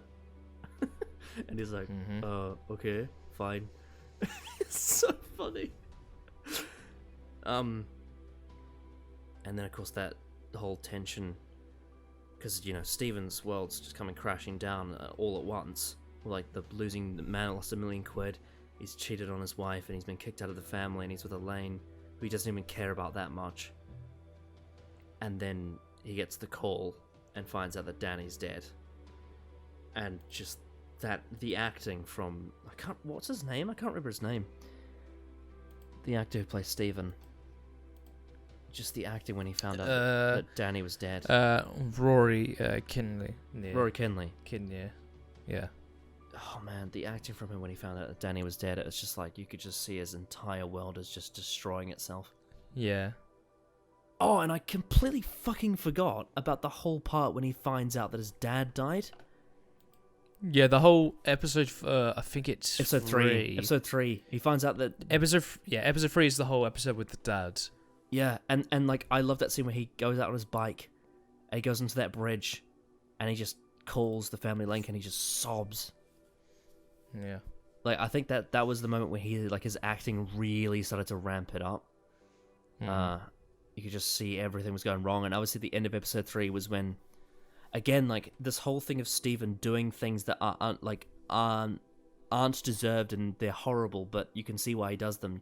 You have that whole scene where because obviously, we find out that their dad was killed he was hit by a delivery biker. And he had a cut on his hand. But because he had a cut in his hand, but then he had blood poisoning, which is it's crazy. But then they obviously see that delivery biker. It's not even the same one. It's just the same one. Same company. A completely innocent man, and he just runs over his bike. Yeah, because he's just like, fuck you. Yeah, and you can see the rest of the family are a bit like, what the hell are you doing? They're like, where are you going? But then when he does it, even though it's uncomfortable, they understand. They just understand. They're like, yeah, we understand. Mm-hmm. And the whole story on episode 3 with the family about their dads is it's so interesting. Because of their family history, I'd say the fact that the conversation when we get to Rosie talking about what happened with their dad, 4 kids, but as soon as she arrives, he leaves and then goes has another family and then dies with that family. It's like, and this sort of resentment from like how all the different sons and daughters react to it. Mm-hmm. It's very interesting. Oh yeah, and fucking when bloody Edith drank the boiled like flesh. She drinks her dad's like, it's not ashes, but it's like liquid. Liquid. They boiled him into liquid, and she's like, "Oh, it's all the same DNA. he's now a part of us." And then you get that bit where they describe what happened to him, and Gran hears about it, and then she flushes the toilet, and she says, "What did she say?" She's like, "Good riddance, Vincent." Oh, I fucking love her. She's hilarious. But yeah, of course, that hits Stephen hard as well. The fact that his dad died, and I think Stephen was the one that was the closest to his father, because a lot of the other children aren't very fond of their dad, especially the daughters. But yeah, Stephen definitely was the most affected by the dad's death. Mm-hmm. Of course, so then that ends up, and then we get episode 4, which we've just talked about. And then his world just crumbles even more, because now he's desperate. He's absolutely desperate for to make a living now, because now he's not even being supported by his wife or his gran. So he's with Elaine, and he has to make ends meet. And he ends up meeting with that really fucking annoying... What's his name? The really scummy business guy that's like a massive asshole. I can't remember his name, but I know who you're on about. Yeah, and he's working with Vivian Rook and like her whole establishment. And we find out in episode 5... And oh my god, I remember the first time I saw the scene, my jaw nearly hit the floor when Steven's he dropped something on the floor. He dropped papers on the floor, and so because he was so embarrassed about it, he went into the next room to sort it out because he didn't want anyone to see. And then in walks fucking Vivian Rook of all people, who he didn't think was going to be there. And that conversation that they have is so interesting because she's completely different to what she was on TV. Everything you learnt about her was so different in that scene. And then we find out what the hell's going on with what's it called? It's called something it's elsewhere or something. It's it's meant Elwhite or something. Elwhite. It's like a word that's it used to be something else. Previously or before. Yeah. And we find out that they are because of the overpopulation and all that, and the refugees, they are bringing back concentration camps. And Vivian Rook makes it sound good. Yeah, it's revealed that the whole time that Vivian Rook was a fascist that is absolutely fine with concentration camps and population control because she doesn't care about human rights. And you could just see in that scene, Stephen is just so taken aback by it. He's like, what the fuck? And then obviously, that scummy businessman that he's working for is all happy about it. He's like, oh, it's a death trap and we're gonna win and we're gonna have all the money. And of course, the biggest thing that happens as a result of Russell T Davies choosing to kill Danny instead of Victor is fucking Stephen Lyons. He creates this whole thing of Stephen blames Victor for Danny's death. And what I love about it is it's not forced. It's not like a forced bit of drama. It's you can see how he got to that point with the way it's explained. With the way you can see, obviously, with building up with the way he's had his downward spiral, but you can see how Stephen Lyons, through overthinking, got to the point where he was convinced that Victor was was his fault that Danny died. And that scene where he sees Victor, where he says, when they write letters to you saying love from the whole family, including me, that's not me. That was that's great. that was brutal. And you just feel so much for Victor because it's not Victor's fault. It's not. Yeah, it's totally not his fault. And then Stephen puts Victor in a concentration camp. Yeah. Oh god, that whole scene is just I mean, if the story couldn't get any darker than it is. And then it's super dark. At first it's like it's all very he's hesitant, and after he does it you think he's like in regret of it. But then of course, you know, with his daughter becoming so interlinked, it's all set up that she's interlinked with like the cyber network and all that. She sees her father do it and smile. Yeah. And like, we don't even see it at first, but at the end when she see it, we see him smile. Yeah, and then they're obviously at Danny's. It's obviously his birthday, so they gather.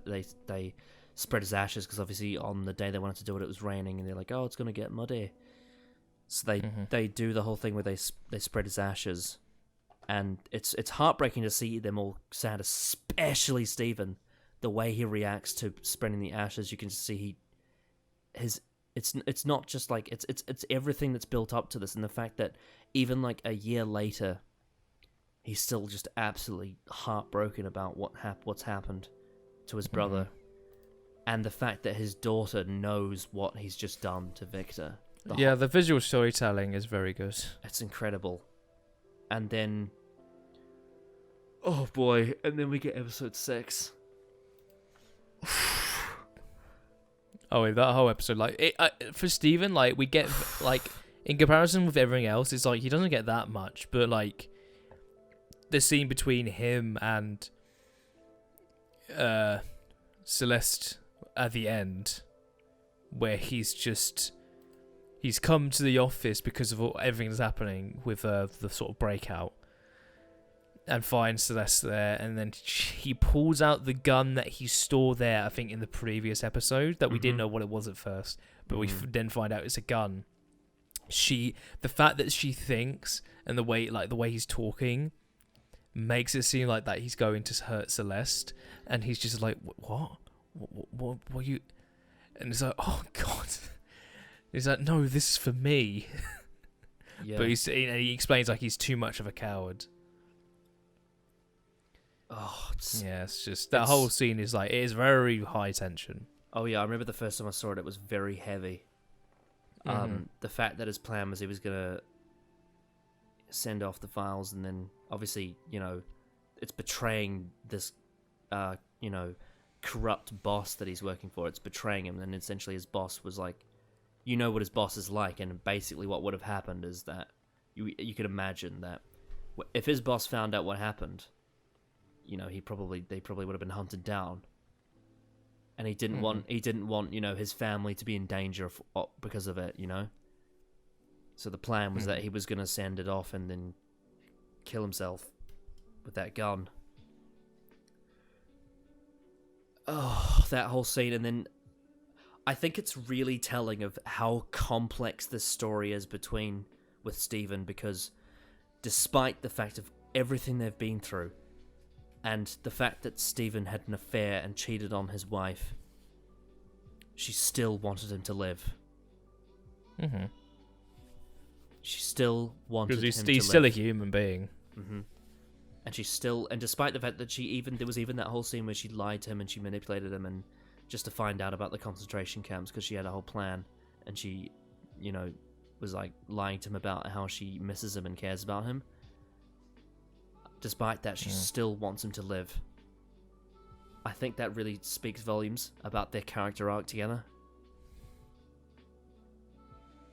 It's a very powerful moment. And then of course, because the thing is, like, it's so well set up, because when Stephen's running in, like, something's gone wrong and he's running to the office to fix it, and obviously his boss is also rushing to get there as well, but his boss is a bit behind, so it's believable that his boss would turn up at that point. It's not like completely out of left field. Yeah. So then he comes in, he's like, what the fuck is going on here? And, Yeah. So fucking both of ya. And after everything he's been through, and after all the shit that his boss has put him through, especially like there's that whole thing of like, where the boss like is like sitting on his desk, he's like licking his bald spot, and Yeah. he's like, oh, why don't you just tell me, you know, now that Celeste is working here, like, why don't you tell me what it's like to fuck your wife? Oh, he's such a horrible person. And then Steven shoots him in the leg. Mm-hmm. It's kind of a vindictive moment, really. Like it's really, you could just tell he's just like, I've had enough. And and then despite all the tension there was, I actually quite find it quite funny. There's that moment after he shoots his leg, he's like, well, it worked. But yeah.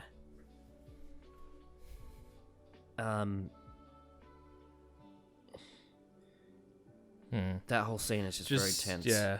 That whole scene, yeah, it's just filled with so much tension. Like, them just talking for a solid, like, 5 minutes is just, yeah. Absolutely. And, again, it's a really heavy subject matter, but it's like, despite the fact that Steven does so many horrible things, because he does, by seeing his whole story across those years, by seeing all the things that he's had to go through, all the things he's lost, all the things that he's done, and all the regret that he has, you can see how he's got to that point where he's just like, oh, I'll just fucking kill myself. You know? It's, again, it goes back to the whole thing of, like, Russell T Davies isn't promoting suicide. He's not justifying it. He's just showing you how people end up at that point. He's showing you what happens when the worst case scenario takes place under what system we have, and what decisions people make, and where people get to that point. I think that's what it is, really. So again, like, I just want to say, like, Steven isn't like the most likable character, because obviously he does horrible things, but I think he's one of the best characters. I think he's one of the most well-written characters. I think he's one of the most complex characters in the years and years. And the actor who plays him is absolutely astonishing.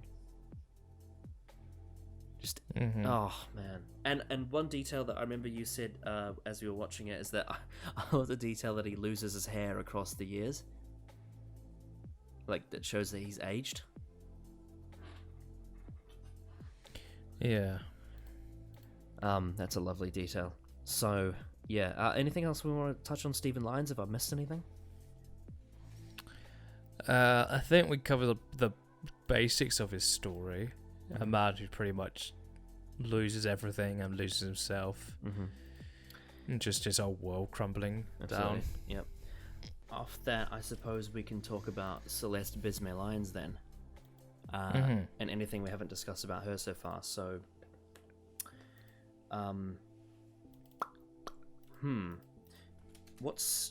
what haven't we covered with her so far? Because we've gone through all the stuff basically with Steven, right? Yeah, like with her, she's pretty much like the one just sort of suffering in terms of the family. Like, she loses pretty much her whole job, like, very early on. And, like, is just doing... It's never really, like, established, like, how much work she does, but it seems constant. Like, for example, they say, like, she's in one job, she's having to sort out, like, a primary school, like, budget. So it seems like she's constantly working, like, day in, day out. And is, like, suffering for pretty much a whole year. When, Steven is having an affair. And how she just kept it quiet for a whole year. Oh. And then obviously that scene with And that actually happens sometimes. Her and the kids. There are people in marriages that they pretend that they don't know about they don't pretend, but they don't talk, they don't bring up the affair because of circumstances, like they have kids or they need to keep a financial thing. And so she kept it quiet for a whole year because of that. Because to protect the family. Which is tough. That's a tough thing to do. to willingly know that your husband is sleeping around with someone else. You just feel for her, you know. And I think you're definitely the expert on this because you've seen Haunting of Bly Manor.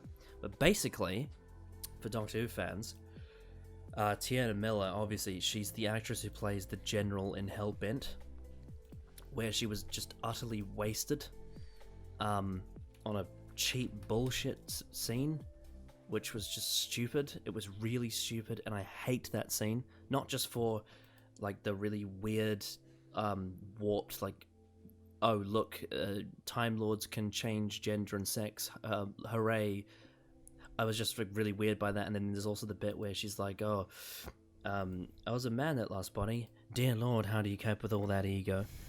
And it's just like, it was terrible. And obviously that also was like meant to be a joke, which came in a scene where the Doctor killed someone in cold blood. Like, it was awful. It's one of the worst scenes in Doctor Who. And that really gave me a bad taste in my mouth for that actress, just because she was in that scene. So then I remember when I heard that she was in Years and Years, I was a bit worried, because I gotten so many bad vibes from Hellbent. But by fucking God, I was wrong. She is incredible. She's a fantastic actress. She's phenomenal. Yeah, like, purely, I haven't seen Bly Manor, but purely from seeing this, like, she's become one of my favourite actresses in the world. Yeah, she's brilliant in both this and Haunting of Bly Manor. She is incredible as an actress. Yeah. Her acting is just brilliant. She has this ability to convey so much with just facial expressions. And she's great at dialogue as well. Oh, she's yeah. a brilliant deliverer of lines. And she has so much charisma on screen. Like, any scene she's in, you just constantly, like, are drawn to her. Yeah, it's just, she's phenomenal as an actress, without a doubt. And Celeste is a really good character. She, her whole, most of, like, I would say the episode, she's always at odds with Muriel. Like, that whole thing between them is like sort of disdain for each other, but then as the show goes on and as we see Celeste, like, just really, like, seems like she's really suffering, and then eventually they, like, reconcile over, like, when Stephen has the affair. It's just, it's nice to see, but to have it to go to that length is, like, quite sad. Oh yes. And then her, obviously at the end, going behind Stephen's back to try and sort of save him, even though, like, because he's still the father of their children, and still, like, you know, at his heart is still a decent person. It's just all this horrible shit has happened to him. And obviously, like we mentioned, with the final scene between them in the office, well, I think brilliant. I think the thing about Stephen is that it shows how circumstances can turn a good person into a bad person, if you know what I mean. Like, you see him become a bad person because of the circumstances in. All the pressure he gets put under just cracks him, and he just loses all of his, you know, all of his morals. And again, like, it's just, it's so well written. It's so well written. Everything is just, everything's so justified, and everything's so well fucking, it's so good. So good. I don't know how else to describe it. Yeah. But yeah, there were some very, very well acted moments from Celeste in this. She's from Tiana Miller as Celeste, and not just with the fact that she says the whole thing with Stephen, and also with, you know, Gran, with Muriel, but there's also her relationship with her daughters as well. That's a whole other storyline. But she's definitely she definitely receives a lot of the punishment for a lot of things that aren't her fault, and it just shows the ripple effect of how all these things happen, and it affects people that are innocent. Like, but what I really like about it is that, because there are other instances where, like, writers that are, like, you know, as we've said before, there are some writers that, like, do, like, the cheap virtue signaling stuff, there are other writers that are like, oh, to write a strong female character, I need to write someone that makes no mistakes and is loved by everyone, right? But what I love about Russell T Davies is that it's not that she doesn't make any mistakes, it's the fact that Celeste throughout the entire show is well-intentioned. And that's what makes her a strong character. Is that she's always well-intentioned, her heart's in the right place, and she just wants the best. She wants the best, and especially for her daughters. And it's just, that's what makes her a great character, is that despite all the shit that happens to her, she just constantly is fighting and holding out hope that it's going to turn out right.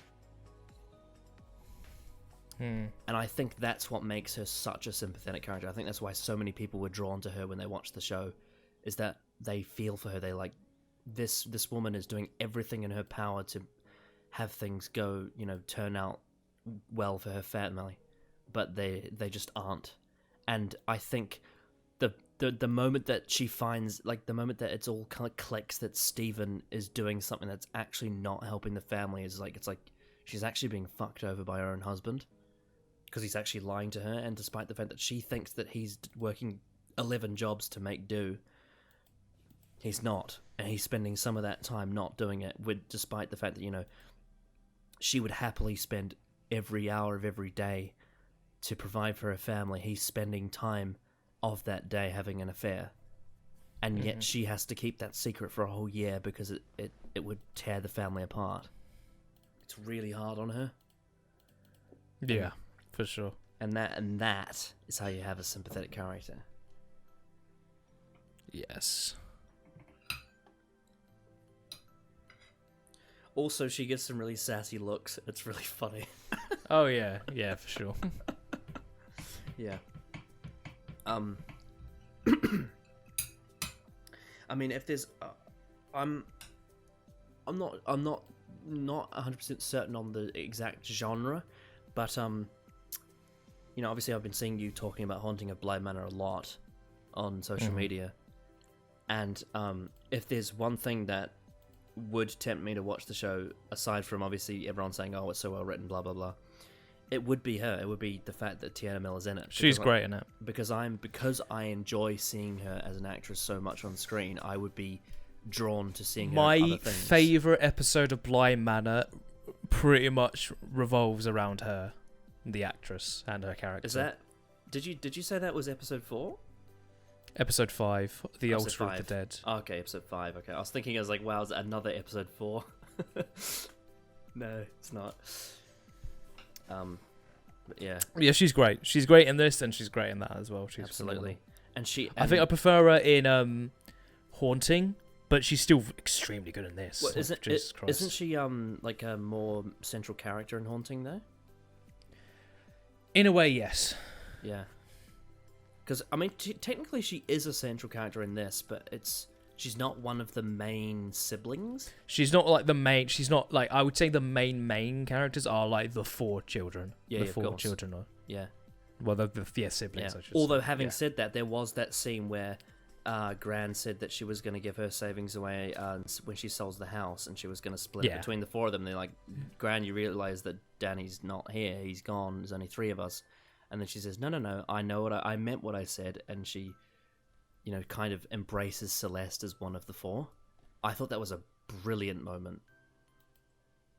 Mm-hmm. It shows that despite all the shit that they give each other, like, Gran Muriel has like grown to love Celeste as part of the family, and I think that is a really powerful thing. And I think the moments when Gran embraces Celeste are really satisfying because Celeste is so not only surprised by it, but she's so happy. It's one of those rare moments in the story where Celeste finally is appreciated for all the things she does.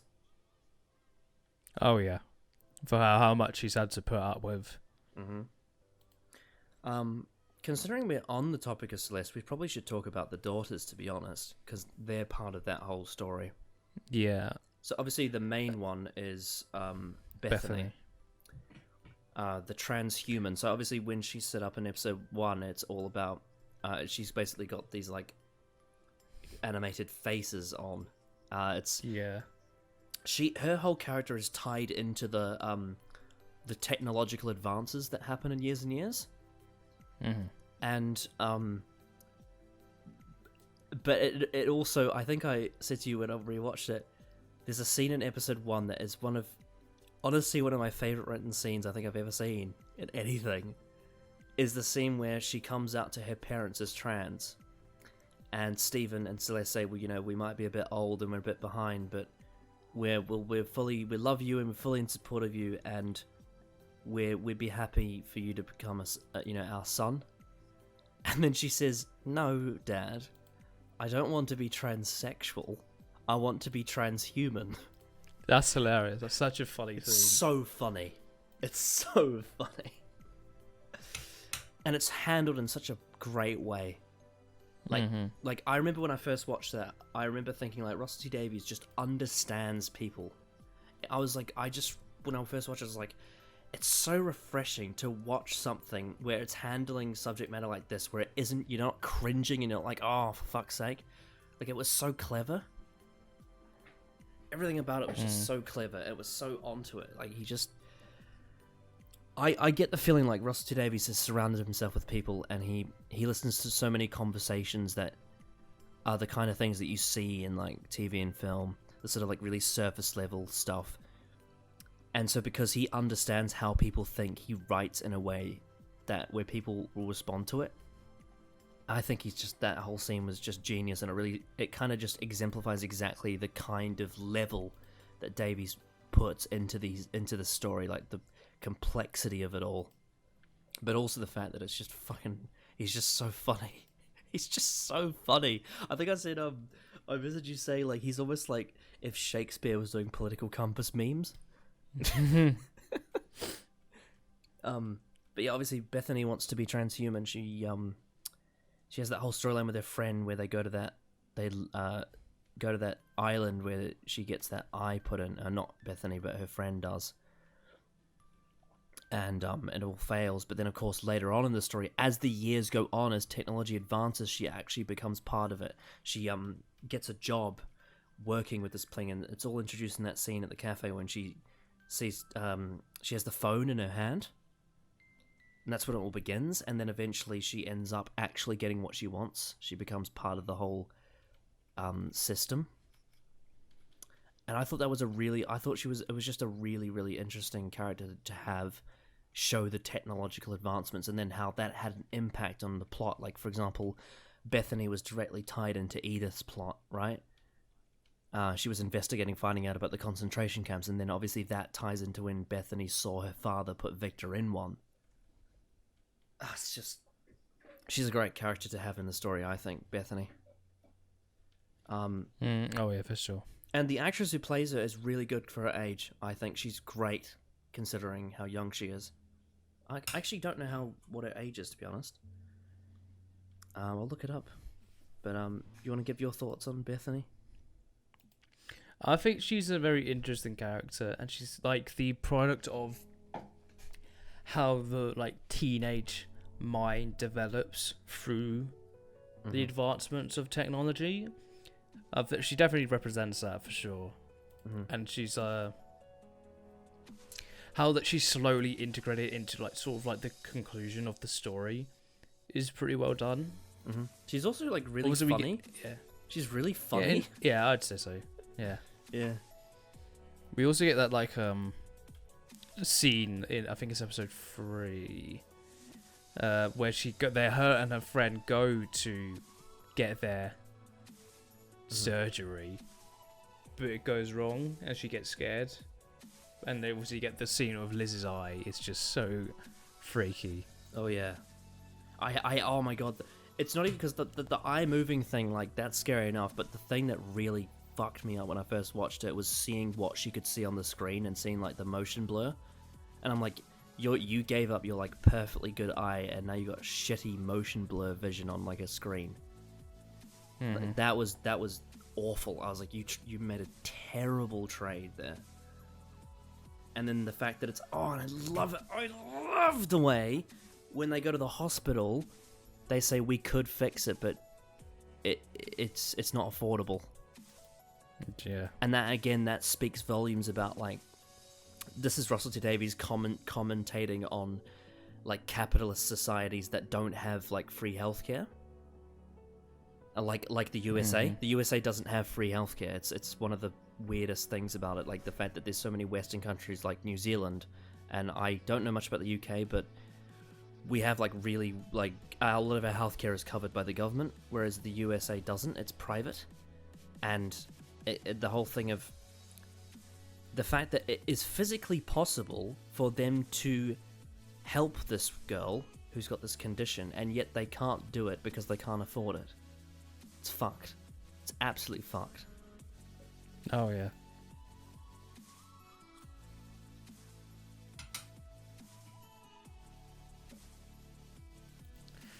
Yeah, the whole thing with Bethany is just, like, it's very interesting to watch it grow as the show goes on. Mm-hmm. I would say she's definitely probably not one of my favourite characters, but I would say, like, for what she does in the story, is actually pretty well done. Yeah, I think she's a really interesting small character, and she has a really interesting impact on other characters like Stephen and Edith. Mm-hmm. I'd say so, yeah. Yeah. I really like the whole thing of when Edith snuck into that place, and Bethany was helping her get in there, and then there's one of my favourite scenes. Actually, no, it's actually set up early on, and I think it's the second episode, when they had that drunk party, and Bethany's saying to her, "You got poisoned, didn't you?" And she goes, "Shh." Oh, yeah, that's great. I think that's episode 2, yeah. Yeah, and then, of course, in episode 5, I believe it is, when she's investigating about about what's going on with these camps. They have that scene, obviously, when the security guards are about to find Edith, and she's obviously heavily breathing, and she's like, "Oh shit, you really have been poisoned." And then, because she has control of all the, like, what's going on, she turns off all the lights. But then they have that scene where she's just lying there she's sitting in the room in the dark. And Edith says to her, "You know, I feel like it's my fault for what happened to Danny." I thought that was a really good scene. Oh, yeah, I agree. Like, I just love the way how, for most of the story, Edith is almost like this bulletproof, just warrior, you know? She's fighting the fight all around the world, and she just wants to get things done, but then when it comes to Danny, she actually, it really breaks her. But yeah, so Bethany was tied into all of that, and then, of course, that she's a big part of the very end, obviously, with Edith, with the very final scene, but I think we'll leave that till when we get to Edith. I'll probably leave Edith for last, actually. She's probably the last character we do. Yeah. Or at least the last main character. The other sister was Ruby Lyons, I believe. Isn't that Rosie, you mean? No. No, Rosie's the one. Oh, with the other the sister. wheelchair. Oh, right, yeah. I thought, because they're similar names. I'm talking about Bethany's sister. Yes, okay. Alright, cool. Yeah. Yeah, she's pretty much not really a character. Well, she is, but she doesn't really do much at all. She's very much in the background. Yeah, she's definitely a background character. But what I will say is, I think the screen time that she does have it's well done. I think there's a few things in the plot that needed just an extra person to be in there, and I think the whole thing of Ruby being in the plot kind of helps that, if you get what I'm saying. Like, there's certain things in the plot that needed to happen, and having a second child of that family, it helps that. But I do agree that she doesn't get as much to do. What I will say, though, there's one scene that she has that's actually really funny. It's after Steven's left the house, and they're all in the same bedroom, because they're like, you know, they've obviously had a really rough time with finding out their dad cheated on their mum, and they all climb into bed with Celeste, and then Ruby does that impression. I think it might. I can't remember if it was of their grandmother that I had think it's passed or Celeste's something. mum. Celeste's mum, probably. and it was so funny. Yeah, that was very funny. So funny. I think that was probably her best scene. It was probably Ruby's best scene in the whole show. Oh yeah. It was really funny. But yeah, she also gets a few like pretty funny one-liners, I'd say. And yeah, there's moments where it's also like, because it's her, and there's a couple of other characters that are very like in the background. Like you've got obviously Lincoln, whose birth is what the story's all based around, and then by the end of the story, Lincoln's like this grown-up person, who's like, it's 2034, so they'd be 15. They're like 15 at the end of the story, and so like seeing Lincoln grow is like kind of shows you how the story goes along. And then also you've got then you've got the other son of Rosie as well. He's part of that, and he grows up.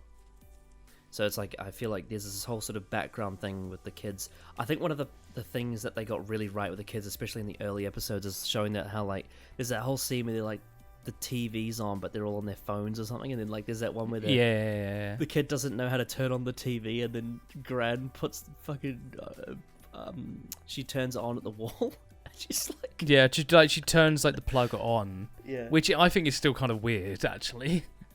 Yeah. But the thing is that I think it's probably because you know what old people are like. They're like, oh, I want to conserve as much power as possible. So obviously she has it off at the wall. But the fact that the child doesn't even know, and he's just like pressing buttons, like, what do I do? Yeah, exactly. It's great. Yeah. But yeah, I can't remember too much about Ruby though, because she was definitely very much a background character, but she definitely had her moments. I don't have anything negative to say about her.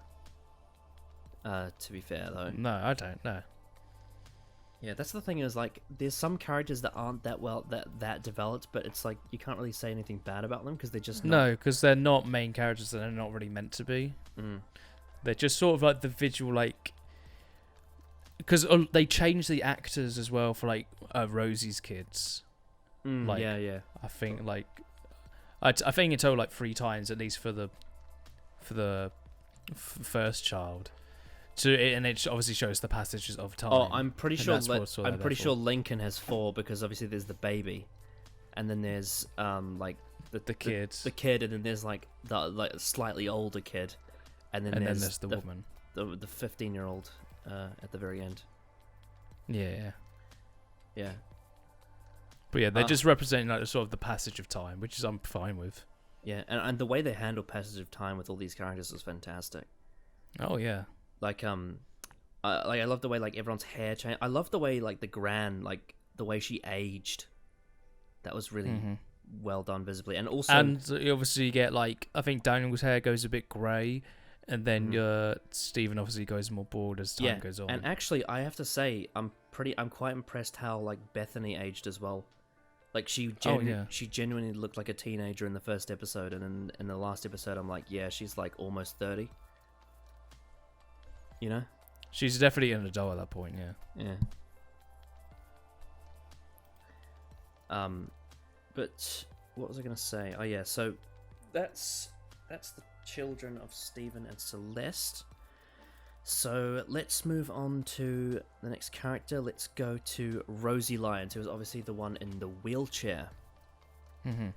And for fun fact, not fun fact, but like big fact, the actress who plays Rosie Lyons is actually in a wheelchair. Like she is. Oh yeah.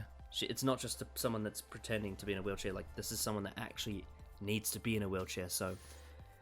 Yeah, because there's one part in the show where she can like walk from her chair to the sofa. So it's not like the traditional like her legs like strapped don't work. It's just she can't. Her legs are not. I guess in a way. Obviously, I don't know the details, but I'm assuming it's something like they're not strong enough to like. Well, she has to walk. She has spina bifida. She's not like a paraplegic or a quadriplegic. She's a like, it's to do with her spine. She can like travel short, like very short distances, but if she goes a bit too far, it could be like, it could be bad for her. I remember the first time I watched the show, I was really scared that something terrible was going to happen to her. because of everything that was going on around. I was like, for fuck's sake, they're not gonna like there was one point in when the Viv Rook bus came past, I was like, shit, is she gonna get fucking run over? Yeah, don't put it past Russell. Honestly, but I think my favorite thing about her is how optimistic she was. Despite everything, She's sort of like the tomboy of the family, mm-hmm. but as an adult. Yeah, and I think one of the funniest things about her was the fact that she knew that Vivian Rook was a monster, yet she still voted for her and she still supported her. Yeah, and well, she's like, oh yeah, I'm not gonna vote for her, but then Yeah. she does anyway. Oh, and I love how Vivian Rook used her for votes because she's in a wheelchair. She's like, look, I'm supportive of disabled people. Vote for me. Yeah. And then, oh man, and then that all ties into, when Stephen meets her years later, and she says, "Oh, my sister met you once," and I was like, and Vivian Rook says, "Oh, was I nice?" And Yeah, you were lovely. It just reveals so much about Viv Rook and what like a fraud she is. Mm-hmm. But yeah, and obviously, you get the whole thing where she's working because obviously with being in a wheelchair, it's obviously very hard to get a job. And with and then she starts her own business at some point. Yeah, of course, but that comes after the fact because she used to work at a school. Yeah. But then she gets replaced by automation. She gets replaced by the machines that make the food. And what I love about it is that she tries the burger and she loves it. She's like, "Oh, this tastes beautiful," and they're like, "Yep." So we don't need you. We don't need you anymore. And she's like, "Wait, what?" We only need they said that they could only handle like vegetables and stuff, and they only needed like 4 people, and that includes like getting rid of like the managers of staff. Yes. So it's like, yeah. And unfortunately, this is a real thing that is actually happening in the world right now. People are losing their jobs because of machines and because of COVID. But yeah, it's like she loses her job, and then she has to try and start her own business, and she always has that optimism, and I think that's something that's really nice about her. But it's just like sometimes you can definitely see like Edith is like, my sister just she's not accepting like how grim it really is, because she's just holding out hope, which is, you know, in a way it is a good thing that she's holding out hope because she's obviously got 2 children, and it's also quite tragic because she's had men that have left her. Like, that's why she has the 2 children, is because it's men that have left her. Like, they've slept with her and left her, which is really sad because she's in a wheelchair, and she just wants someone that's going to support her, you know?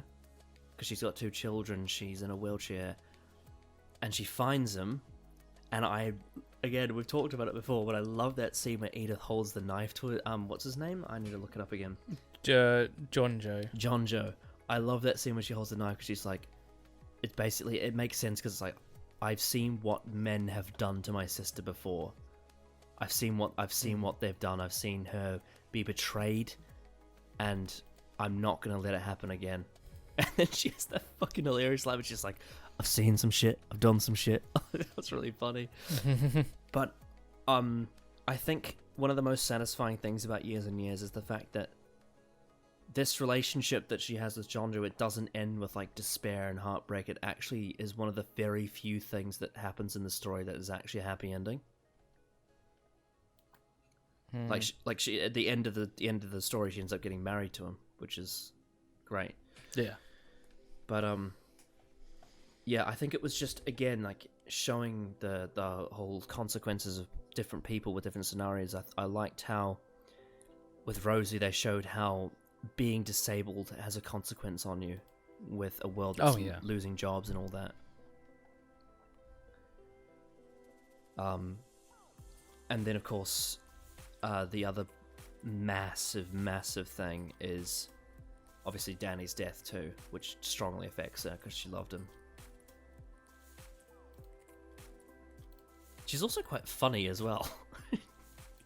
I mean, most of the characters in this are really funny, which is no surprise. But I would say Rosie Lyons is a very funny character. I'd say so. Yeah, I'd agree. Especially all the stuff with Vivian Rook. That was just fucking hilarious. Oh yeah, it's really funny. But yeah, she's a sweetheart of a character, you know. and you feel sympathy for her, but I also like how it's not like a sob fest. I like how it's not just her complaining about like, oh, it's so unfair because I'm in a wheelchair. Like, and she very well could, and it would make sense why, and it would be fair. But I like that she doesn't use that to like complain. I like that she's like accepted it, and she just wants, she lives in hope, which is nice. Yeah, I agree. And it's very fun stuff. And I know that Russell T Davies is very proud that he was able to cast an actor that is bound to a wheelchair. Who's also a very good actress as well. Absolutely, yeah, absolutely. That is a satisfying feeling to cast a character that's meant to be in a wheelchair by an actress who's actually in a wheelchair that's actually very good. Yeah. It's like all the stars just sort of align. Yeah, it's great. Yeah. I think one thing you could say about her, she's almost got like a childlike spirit, if you know what I mean. Yeah, she does, yeah. Like there's that bit in episode 6 where she runs down the fence with a truck. Oh yeah, that's great. And she's like, right at the end. Yeah. What are you gonna do? A woman in a wheelchair with 2 kids? You haven't got a chance. Yeah. Yeah, I think like Danny, she's a very likable character. I agree. And we said we're going to leave Edith till the end, so we'll move. Do you want anything else to say about Rosie? I think out of all the siblings, she's definitely like the most non-impactful in terms of the actual story itself, in terms of like, I guess, the ending and the overall plot, but she's still a very, very good character. Absolutely. Yeah, and again, like I think when she really shines is when she talks about her dad. Yeah, oh yes, yeah, true. So that I think that's episode 3. So I think that's where she really shines. I think. Yeah, of course. I also love the fact that she said that she wasn't going to vote for Vivian Rook, and then she did. Exactly. Yeah. Because she doesn't care. Yeah, that whole election scene is just fucking hilarious. Yeah. How like when Eva just doesn't even vote and just puts a whole line through the entire she's just like voting paper. Fuck the system. It's buggered. They're all terrible. And I think again, like that whole election scene, it just represents like so many different points of view. Like I know people that are like that. They're just like, I don't want to vote for any of them. They're all politics is bullshit. And I love that it's like fangirl Rosie is like voting for Vivian Rook. I love that whole thing. It's like, yeah, I know she's a monster, but it'd be nice to have a woman in power, wouldn't it? Like, oh god, yeah. And it's like there's actually people that are like this. They're like, I don't care about the policies. Oh, absolutely. Yeah, it's women in power. Yeah, or it's a representation in power. So yeah, yeah. But somehow it's still endearing. Like the fact that like even though it's like, I'm just like, oh Rosie, come on. Like even though she's doing that, I'm still like, I can see why she would. I can see why she gets wrapped up in it. She gets wrapped up in like the hype. Yeah. And then, later down the road, she's probably thinking, well, I voted for someone that supported concentration camps. Yeah, exactly. And also, Jesus Christ, again, with Russell T Davies, small decisions having a ripple effect. Now, obviously, like, people will be like, oh, one vote isn't that much difference, when actually, to be fair, every vote is the same value, so every vote counts. And that, again, ties into the grand speech in episode 6 about how it's all your fault and all the small decisions you make.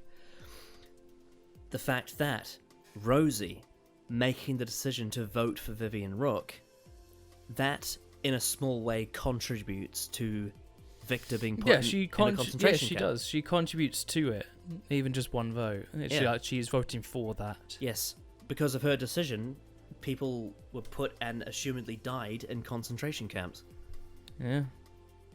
Even though Rosie is the sweetest, kindest girl, she cultivated a fascist dictating Nazi, essentially. I mean, I don't know how you could not call Vivian Rook a Nazi, because she kind of is. I mean, she's sort of like I suppose you could call her a casual Nazi because she doesn't gas people. She's just like, oh, just let them die. Yeah, just let them die from their own diseases. Which is arguably, you could argue, is even worse. Like, because it's a slow and painful death. It's almost if just leaving something to die on its own is kind of horrible. Mm-hmm. I couldn't imagine a character doing that. Oh yes, in a story that's bashing Donald Trump, right? Mm-hmm. What do this and that have in common? Oh, one's well written and one isn't. So nah, of course not. no, but that would never happen anyway. Yes. Anyway, Rosie's great. Let's move on. Now let's move on to the Plasmavore. Who's probably like one of the best characters, yeah. Muriel Deacon, the grandmother, the head of the family. So she's great throughout the whole thing. She's kind of the core of the family because she's the oldest and she has the big house with that they have all the parties at. And she's probably the funniest character. Her blunt humor is incredibly funny. But like I said, the best scene for her is episode 6 at the start. Her speech about how it's all our fault. You may think that it's small decisions, and this just ties perfectly into Davy's writing style. She does that whole analogy about when you decided to buy a $1 t-shirt. Oh, that's great. And it's just the way it's explained about like every small decision we make contributes to the society we live in. And how, you may not think it, but you decided to make those decisions, and now here we are. It's all your fault. And it resonates so much to our lives, I think. Like, I remember, it's funny, because, like, you know how, like, after the Zygon inversion, people were, like, posting the clip of Capaldi's speech? It's like, again, with years and years, with episode 6, people were posting the clip of Muriel's speech from this episode. Because it just resonates so much to our lives. It's a brilliant scene, and yeah, she's a great character. She's just... Oh yeah, she's brilliant. Everything, and so funny, but then also, I think... I genuinely was really... felt quite sad with seeing her when she found out that Danny died, and then also at the ashes spreading as well. It's just seeing her just sit down and just in absolute shock and terror that her grandson has, the fact that this woman has had to see her child and her partner die, and then also now she's having to see her grandson die, her lovely grandson Danny. It's just so heartbreaking. And then she has that little speech at his ashes thing where she says, I remember when you were born, I remember when you took your first steps, I remember when you came out as if I didn't already know. Oh, that's such a great line. That's so good. I love that. Such a good line. Yeah. Like, it just hit... I think one of the reasons why Russell T Davies is one of my favourite writers is because he just hits your heart, He just knows how to hit the human heart. It's just... it's amazing.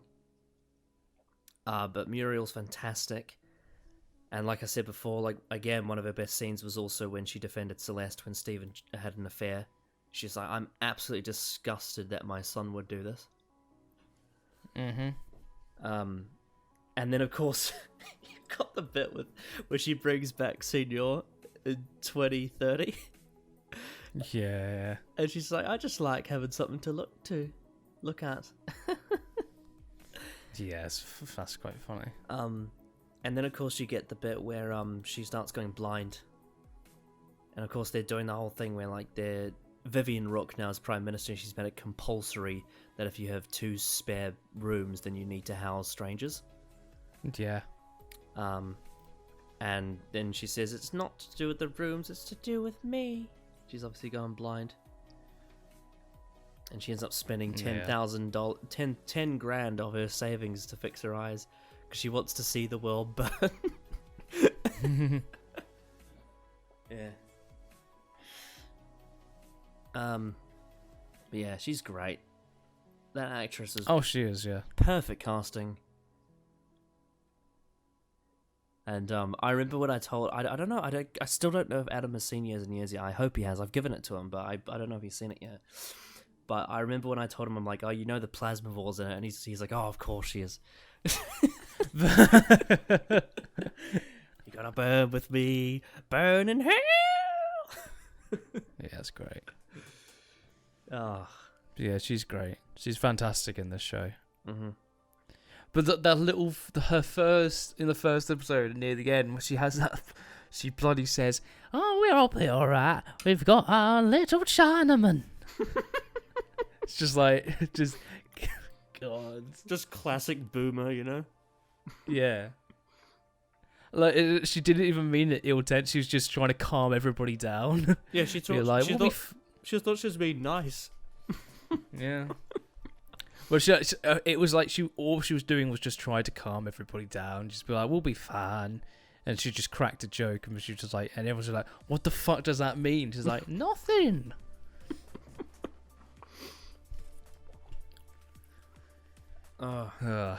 She's great. Again, like Russell T Davies just knows what old people would say. Yeah. We've got our own little Chinaman. That's just so ridiculous.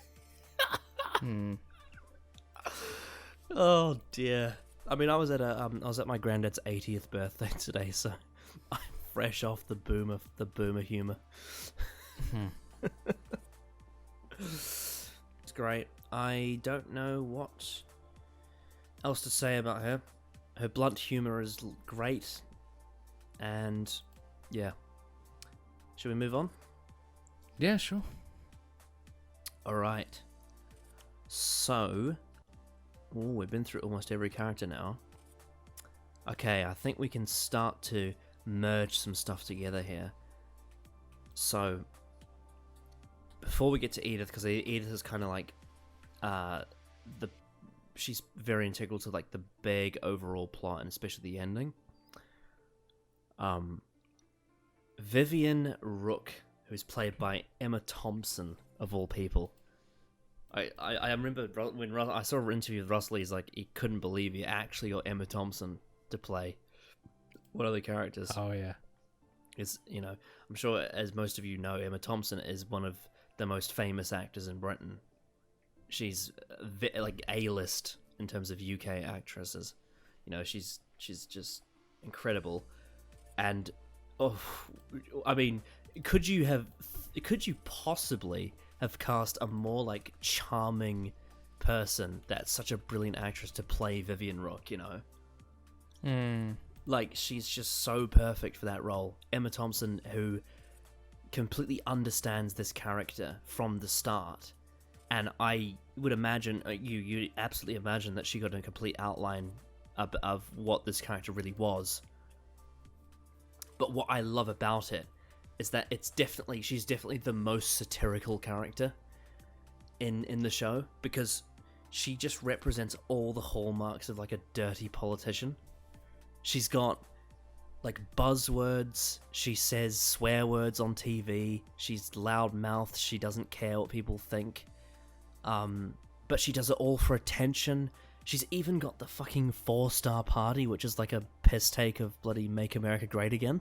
She's like, oh, Britain's 4 stars, we can be 5 stars. I'm like, that is literally just what Trump was doing in 2016. Yeah. And I think the scene where like she really steals the show and she really stands out is the scene with like the pen, where she says, this is illegal and I'm going to be handing it over to the police after, and then she clicks the pen and everyone's phones turn off. And I just love that. I love the way that they portray her as this really bold, brash character. And what I love about it is this, historically, is shown, especially recently, people will vote for you if you are like this. And that makes you dangerous. That makes you dangerous. She's a dangerous person.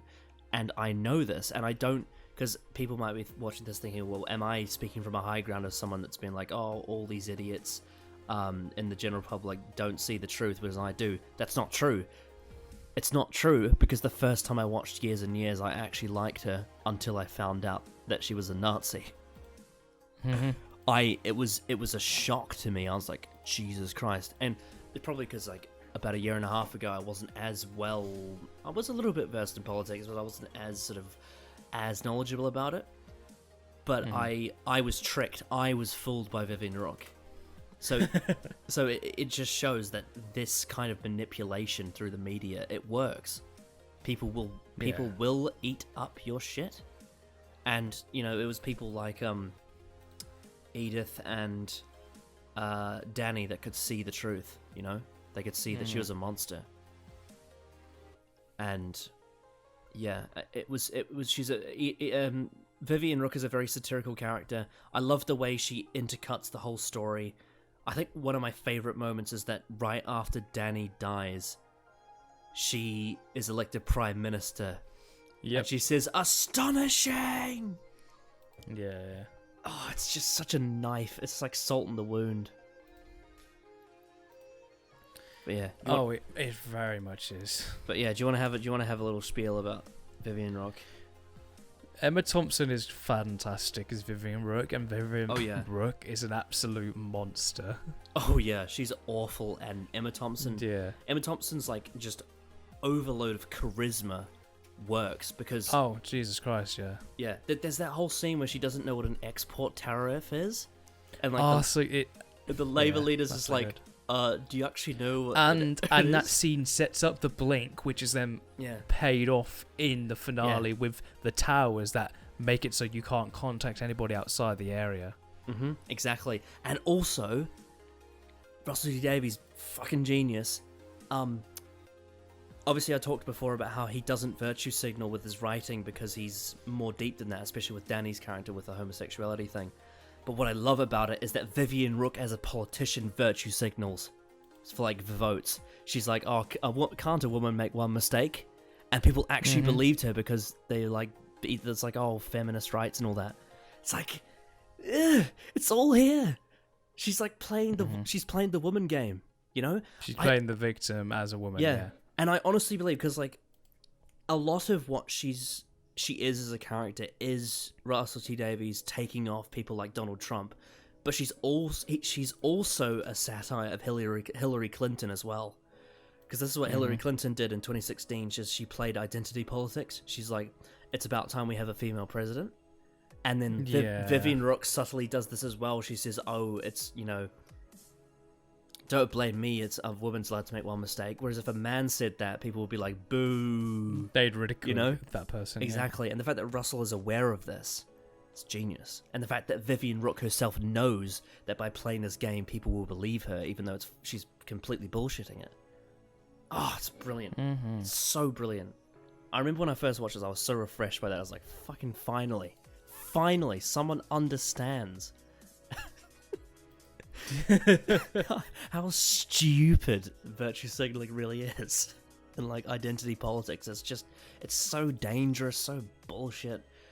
And the fact that he wrote this character who knows that and understands how thick people can be, that they'll invest in identity politics, and like the fact that she's like this strong female independent character that's going to make the UK 5 stars, as she says. It's amazing, and the way that her scenes are like drip fed throughout the first 4 episodes, I love. It's brilliant. It's absolutely brilliant. She's like the glue that holds it all together, you know. But yeah, like you said, Emma Thompson was just perfect casting for this. Yeah. She was great. She was fantastic. I don't give a fuck. I don't give a monkeys. Just that whole first scene is great. It's a great setup for the. But that's the thing, though, is that like, despite the fact that I know she's a monster, I still laugh at her jokes. She's still really funny, and that's fucking scary. That's so scary. Because it's like it's that's the dangerous thing about politicians is that even if you know what they are, they can still make you like them with their charm. That's the thing. That's the thing about Vivian Rook, is that even though I'm like, yes, this is a woman who's putting people in concentration camps, I still enjoy watching her, and that scares me, you know? Mm-hmm. And there's that fucking scene where she goes on like that breakfast show and she starts dancing. It's really funny. Well, it's her own channel. She does that. Oh yeah, that's right. She had her own channel, and she did like the like really cringy dancing. It was hilarious. Oh god, yeah. Oh yeah, it's honestly it's genius. Russell T Davies just like basically is like, look, let's put all the traits of like a bullshit politician together and put it in one person. And there you have it. She's like the Palpatine of this story.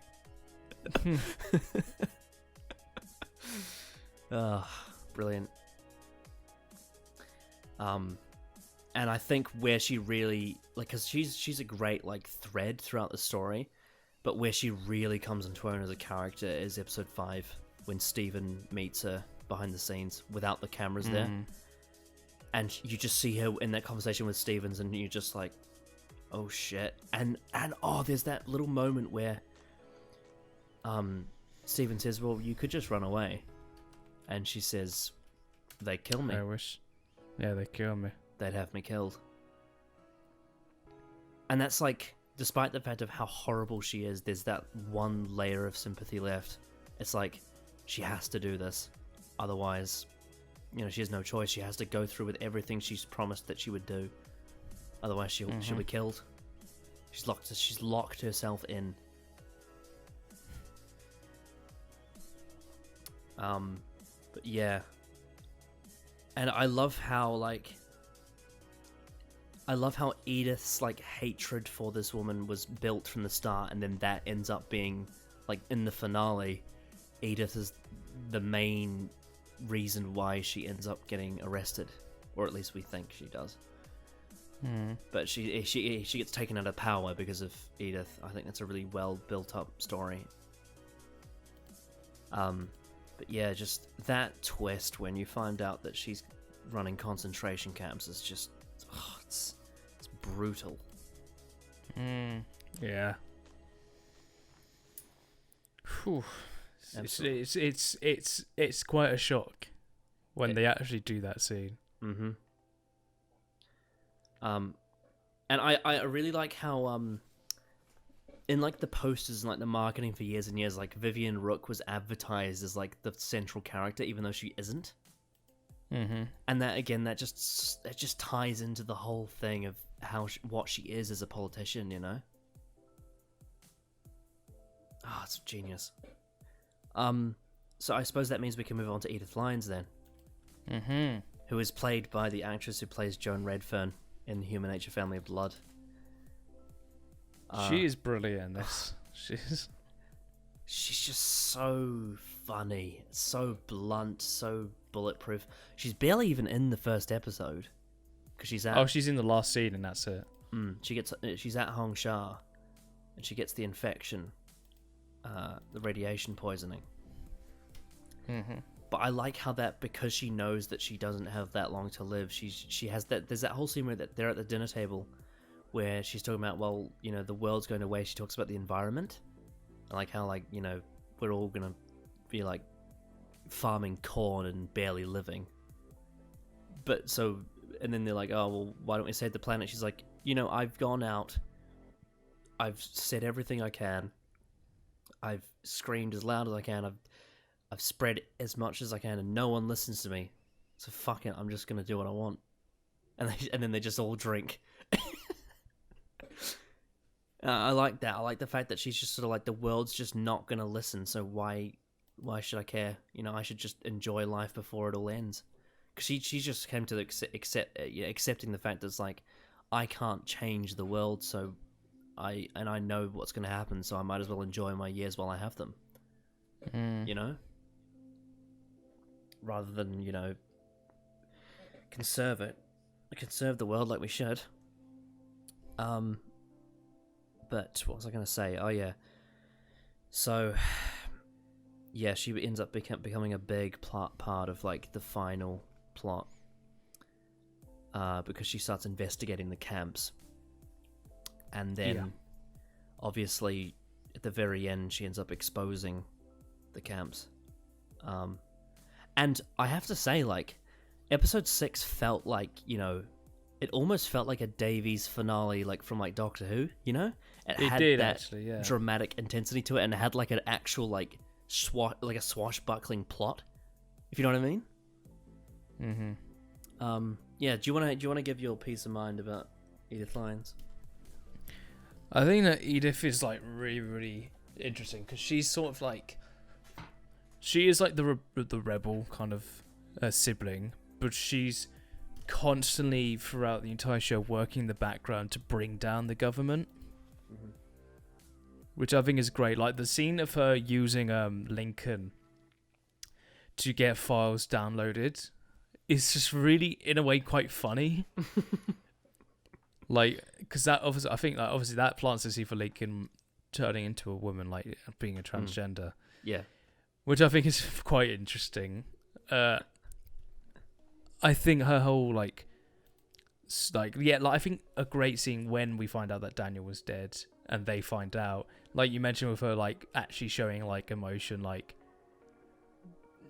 her wall like sort of like breaking down for once is quite interesting because she's always been this throughout the other scenes that we see her in, quite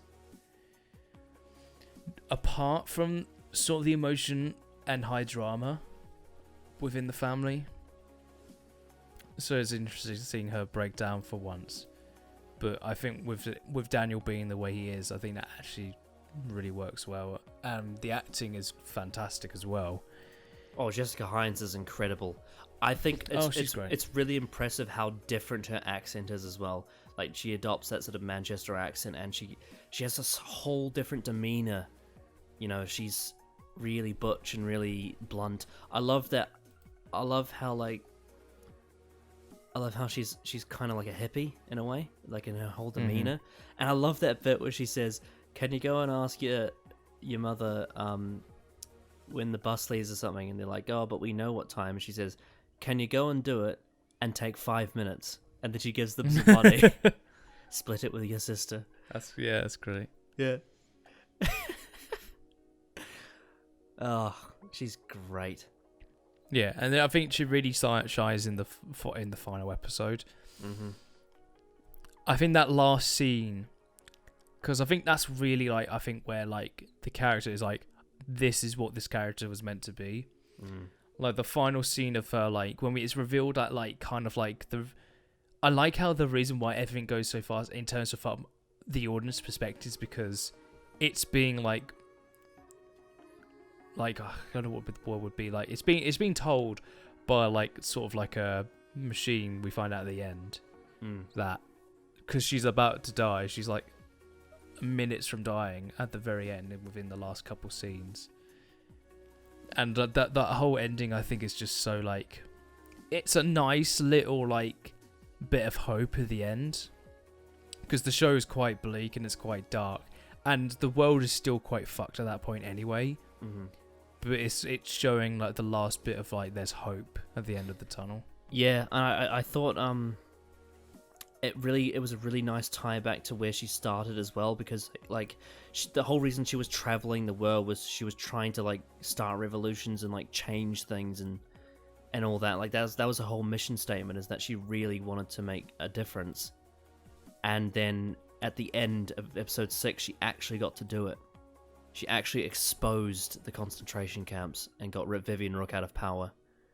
I thought that was a really satisfying end to her character arc, if you know what I mean. And with her, like, also it was like, she's like, we're not just here to save Victor. We're here to bloody stop the whole thing. And that whole scene of like them all holding their phones up and like their cameras, and that was all set up with, obviously you had the bit with the bazooka like blowing up the tower. It was quite action packed actually for a political drama. It was really action packed. And then obviously you get the very end where she downloads herself, and I love the ending. And the reason why is you've seen the film Inception, right? No, I haven't seen Inception. You haven't seen Inception? No. Well, I don't want to spoil it, but the end of Years and Years, the very last scene, is very similar to the end of Inception, where it leaves you with uncertainty. Oh yeah. I know that. I've heard about that. The ending, like the thing spinning on the table, and whether it's going to stop or not. Yeah, exactly. And with I don't know obviously the full meaning, but yes, the end of Years and Years, it leaves you on an ambiguous ending, which I really like. Yeah, it's like, is she going to speak out of the thing? The only hint you get is because there's a man/woman voice coming out of Edith. Yes. So there's a little hint, but we obviously don't know if she is or not, which I think is a very like. Well, the thing is the thing is when the voice it can be comes both a out, sad or happy ending. when the voice comes out, she's still alive, technically, and then she ends up dying. Yeah, she's and like, gone. In a lot of other circumstances, the kind of last scene that she has when she's alive, like a lot of circumstances, I'd be like, oh, that was a bit cheesy, but the way the story's written earns this ending so well. I'd say so, yeah. Like I was actually felt like, yes, this actually makes sense. This actually fits the story. This hopeful, uplifting ending with her in this scene is so satisfying because of all the shit we've been through. And like it's one of the few times that like the sort of in the end it was about love actually works. I think it wasn't forced. And also there's that really funny bit where she imagines chasing Vivian Rook down a hallway. That was fucking hilarious. Yeah, it's just so dumb and I love it. It's so Russell, isn't it? Yeah. Yeah. Oh man, I love that, man. But yeah, Edith was a great character. I also, another scene I didn't talk about was the one where Fran says, you haven't come to my house in so long. And you know, she says it's because you're across the road from Danny and I just can't do it. Like I don't want to think about him. The fact that she was so heartbroken by his death that she can't even go to her partner's house because she lives across the road from where Danny was.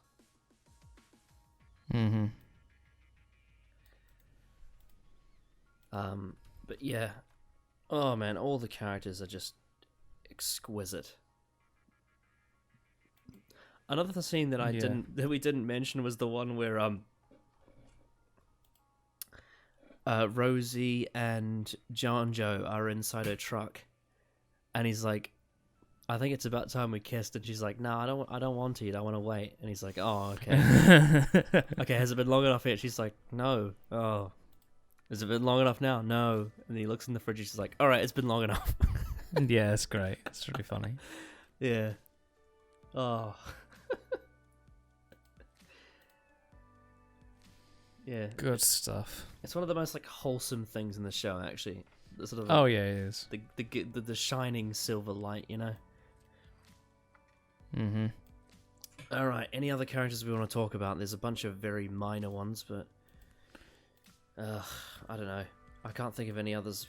I can't think of anything else to say, to be honest, about the characters. We've pretty much gone through all of it. We covered all of the main characters that are involved with the plot. There's always some like minor side characters. I'm trying to think of some. There's obviously got a couple of people at some parties sometimes. You've got like Elena. I think that's her name. I think she's more so like a side character, and she's very much just like there's not much actually to her. Yeah. Also, sorry, were you talking about Elaine Paris? Yeah. Yeah. I thought that was a really funny line where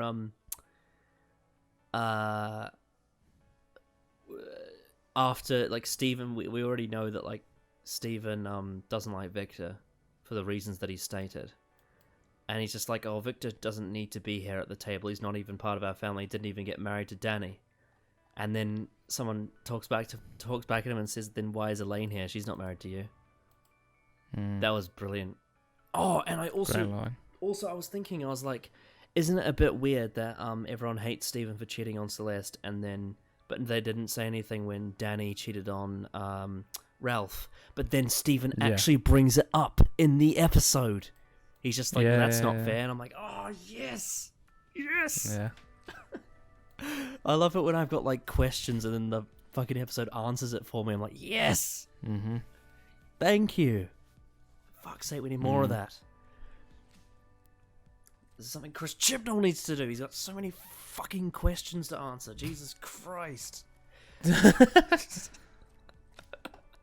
the thing, though, is like, with something like that, there's so many things that I'm like, I don't know the answer to this, and they're important questions. Whether with Russell T Davies, he never leaves a stone unturned. He answers every question, you know? It's such a complete experience. Oh, man. But yeah, so is there anything you want to talk about in regards to like the plot that's separate from like characters, like just the overall narrative? It's a very, in terms of like the characters, it's a very character-driven plot, and then just you've always got the political aspect that just devolves more and more as things go on. With just like, I think the world building especially is just like so good. Yeah. Oh yeah, and the way it all ties So good. together. A fucking Grexit, that was hilarious. That's such a funny line. That's so funny. Yeah, there's so many funny lines on like the news in this. There's so many like, it sounds ridiculous to us, but then it could, when you really think about it, I was like, no, this could actually happen. The do you want to talk about the themes, Callum? Because that's the thing, though. I think the themes are very well worked into the story. It actually has really good themes. Like, they are very political, but they're really well handled. And again, just overall, just as a blanket statement for Russell T's writing, what he does is, rather than force a view on you, as he shows you what it's like to live in something that has consequences. That is why I love him as a writer. It's because of that. If he has an opinion on something politically, rather than shoving his opinion in your face, just being like, this is what I think and this is what you should think, what he does is he says, I'm going to set up a scenario where people will be invested in characters that go through this, and you get to see what happens because of this. That's why he's brilliant. So the way he plots this is just great, and I think one of the things that makes him such a great writer is that because he makes it so character focused, is that every character decision is what creates the plot, and that's very real because that's what happens in real life. All of our decisions are a large part of what happens. What gets created in our lives is from us, and there's obviously things you can't control like the weather and earthquakes and whatnot, but a lot of it is us. So yeah, plot's incredible. It's brilliantly written. As you said at the start, it's probably the best political drama I've ever seen. It's so good. Yeah, I'd agree. So yeah, as we said, this was written by Russell T Davies, and it has all of his signature traits all over it. It has his sense of humor, it has his intensity, it has his dramatic weight, it has his human heart, it has his passion for the people in need and the people that have been downtrodden, and just it's so good. It's so good. He's an absolute genius. Bloody brilliant. Absolutely brilliant. This was also directed by two people. The first 4 episodes were directed by Simon Callan Jones. Simon Callan Jones did Boardwalk Empire, Jessica Jones, The Cracker, The Bill, EastEnders, and a bunch more.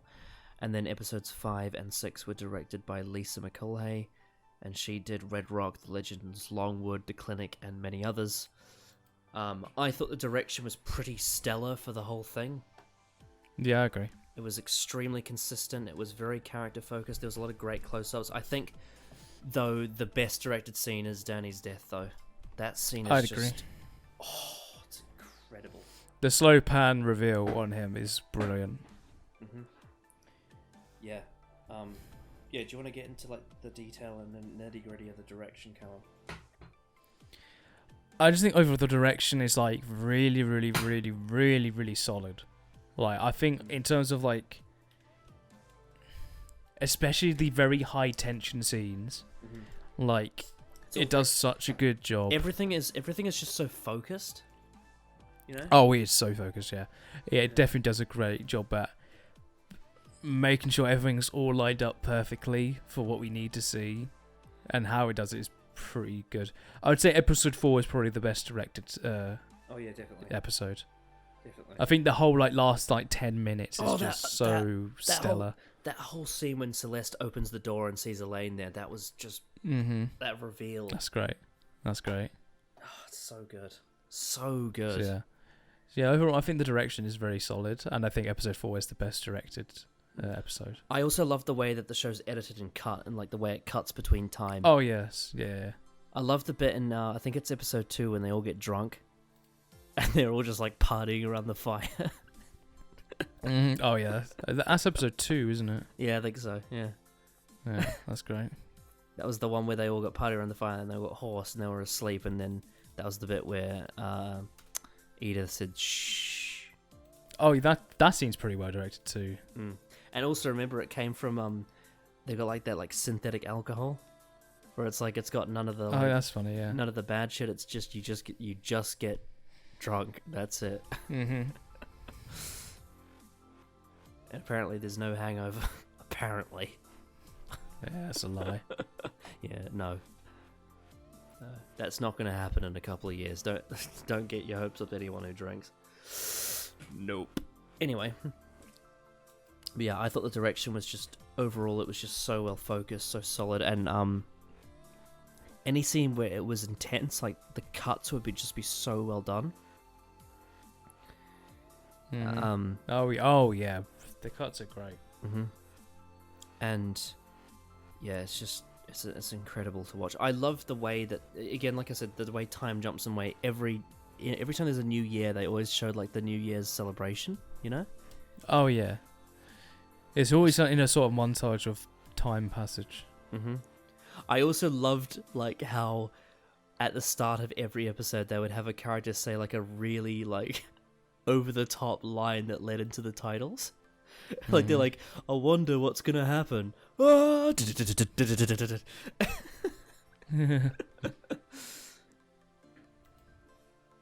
Yeah, it's great.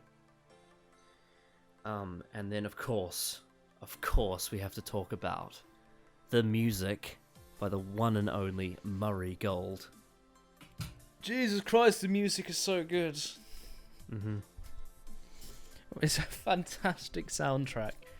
Yeah. It does a lot of, I think every cliffhanger has the same one, and it's always the most intense shit, and it's great.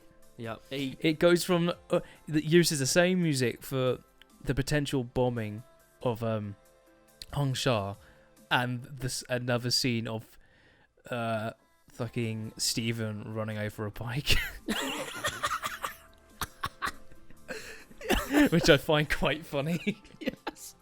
But it's got like this like the signature sort of motif for years and years. It's like of the choir, yeah. It's like this choir with these loud bashing drums, and then you've got like this really like electronic keyboard playing. It's like and then you hear this choir going ha, and the drums going psh, psh. I just remember the first time I heard that over the sex scene with Victor and Danny was just when I first saw that I was like, what the fuck is happening? Yeah. I was like, this is just so Rusty Davies. Of course he would have Murray Gold play. Oh yeah, it so is. He would play a fucking bombastic theme to a gay sex scene. And they're not just like getting on, like it's like the end of the world. They're literally like thumping on the bed. Yeah, I know. It's fucking hilarious. Yeah, it's just yeah. That was his moment to be like, look, gay rights. If you don't like gay sex, then get out. Oh, I love it. But yeah, the music throughout the whole thing is just great. Murray Gold is a master of tension. He just knows how to build and build and build, and just he makes the drama feel heightened. He makes it feel super, you know. And you know, eventually, hopefully, after because we all want the Series 10 soundtrack, but after he does that, I'd love to get a soundtrack of this show. Because I think the music in this is great. I'd love to hear it in like studio quality. But again, like as always with Murray Gold, like full marks. He was brilliant throughout the whole thing. Was this the first thing he did after he left the show? I'm assuming it would be. It was definitely one of them, because obviously it came out 2 years after Series 10, so it would have been one of them for sure. I know he's done a few things. Okay, so he did a couple things. Yeah, he's done a couple things after. He did A Very English Scandal.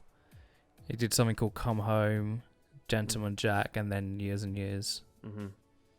Yeah. So yeah, he's done a few things after that, but yeah. But like as we've said before, like Russell T Davies' writing and Murray Gold's music just have such great chemistry. Oh yeah, like they're a perfect match for each other. I mean, like Murray Gold was brilliant with Moffat as well, but I think that Russell T Davies and Murray Gold are just like a perfect match for each other. Like they are like a marriage of writer and composer that you couldn't beat, you know. And I think it really showed. I was like, wow, even outside of Doctor Who, they still have the same chemistry. Hmm.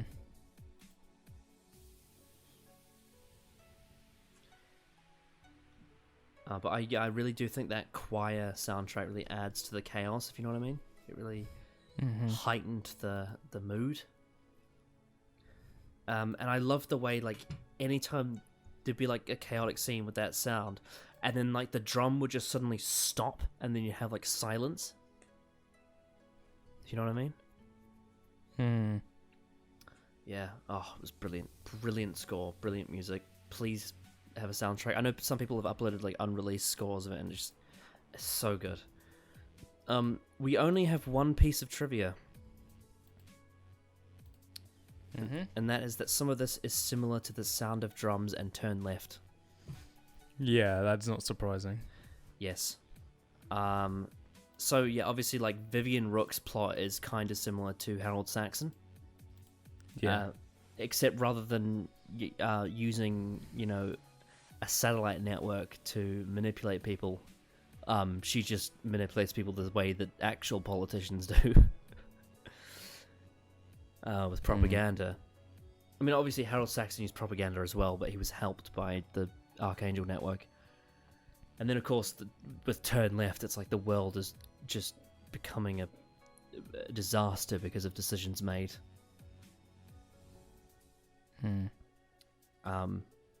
Yeah, I think that's what a lot of people have said. Is like Years and Years is very similar to The Sound of Drums and Turn Left. Yeah, I would say so. And there's also some lovely references to Doctor Who in this as well. Like obviously Vivian Rook was the interviewer from The Sound of Drums that interviewed Lucy Saxon, if you remember. Yeah. And then you've also got when Edith mentions John Smith. Yeah. Because she said that Victor is a very common name in Ukraine. It's like John Smith here. That was great. Yeah.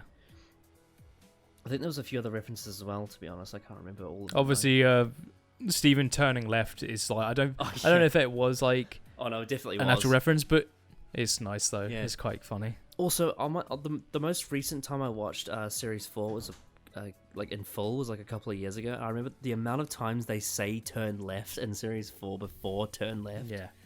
I think they say it in the Sontaran two-parter, I believe. Definitely. Mm-hmm. I was just like, oh my god, Russell, of course.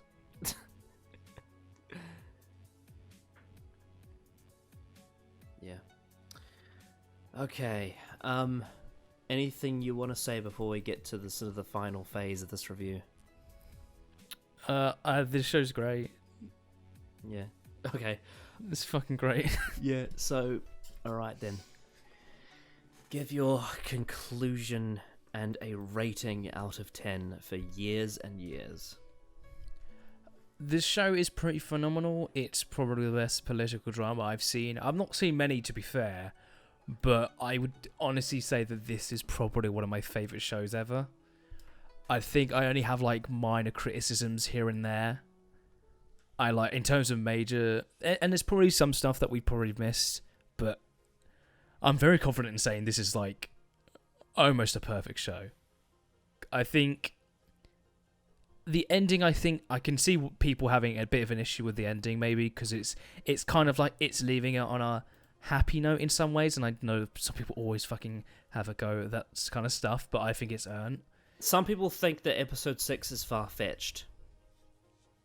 I think it's set up really well. I also, you have to go into the show, like Davey said in interviews, is that this isn't necessarily meant to be exactly like real life, but it's meant to be similar. And it's a heightened, dramatic version of real life. It's like the worst case scenario of what is real. But it's more about like the family and how they were impacted by what was going on, you know? Yeah, I do like the line at the end. I like there was like hundreds of different kind of people that did the same thing, because it's not that this family was like unique. It's just we saw this family. Absolutely, yeah. It's great. But yeah, overall, I think the show is fantastic. I think it's so well written. Like, holy crap, it's so well written. Dialogue is fantastic. The acting is sublime. Direction's really good. The music is great. And the overall just story and plot is just so well built up. And the world building, oh my god, the world building's so good. So I'm probably going to give it like a 9.5 out of 10. Because every episode I think is great. And I only have like minor criticisms here and there. So I'd probably give it a 9.5. What would you say some of your minor criticisms are of it? I think I mentioned to you like just some lines that don't really like amount to much, and they just come off a bit odd, and they're delivered a bit odd. Is it I know the only one you mentioned to me was it was when Bethany said asked like the color of Elaine. Yeah, I think in terms of like it doesn't really add much to the overall story, and it's not really brought up again, so it's a kind of odd line. And I think episode I'm trying to think like, because I remember there's been other stuff that was it was like seconds worth of the story, so it's very minor, but this show is pretty much oh my god, there was something we forgot to fucking mention when that bloody MP gets decapitated by the drone. Oh yeah. It was so that does funny. come a bit out of nowhere, but it was very funny. I completely forgot it happened as well. That was fucking hilarious. It's such a good show. It's really good. I would recommend this show to anybody. Absolutely. Yeah, Years and Years is incredible. It's one of the best pieces of TV I've ever seen. Russell T Davies is a genius. He's a legend. Every character is great. The story is so good. It's captivating. It's all so well written. It's so it's so logical, yet it's so creative. It takes such an interesting stance of politics. It's at points heartbreaking but uplifting as well. I learnt so much watching it, but I also enjoyed it. It's really funny. It's really entertaining. The way it foresees future with technology and all that, and it's just everything. It's the full package. It's fucking phenomenal. And I mean, I don't really have any criticisms of it. I don't think it's like the most perfect piece of TV ever. I think you could probably get like 1% better than this, but it's like it's literally the smallest of margins, you know. It is there are very minor things that could be slightly better about it, you know. It's literally the most minuscule things that if it was a worse show, you probably wouldn't even notice them, if you know what I mean. But because the show is like top to bottom so good, like the literally things that are just a little bit mediocre stand out, you know. But yeah. I honestly think it's one of the best pieces of TV ever made, and I'm gonna give it a 10 out of 10.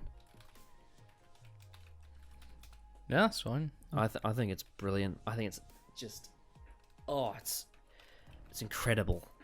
And with that, I have written down here. I just wanted to say, I want to ask, the viewers, but I'm also going to ask you, Callum. Is that like, do you think it would be interesting to cover some of the other stuff that Russell T Davies has done, like in terms of like TV serials? I know he's got a show coming out in January called It's All Sins, or It's a Sin. Yeah, which also stars the actress who played Bethany. Yeah, that would be interesting. The main one people have been recommending though is The Second Coming, that has Christopher Eccleston in it. It was made in like 2004, 2003. It was like before Doctor Who. Other people have recommended that one. There's also a few others he's done. Like he did Casanova, that had David Tennant with blue contacts.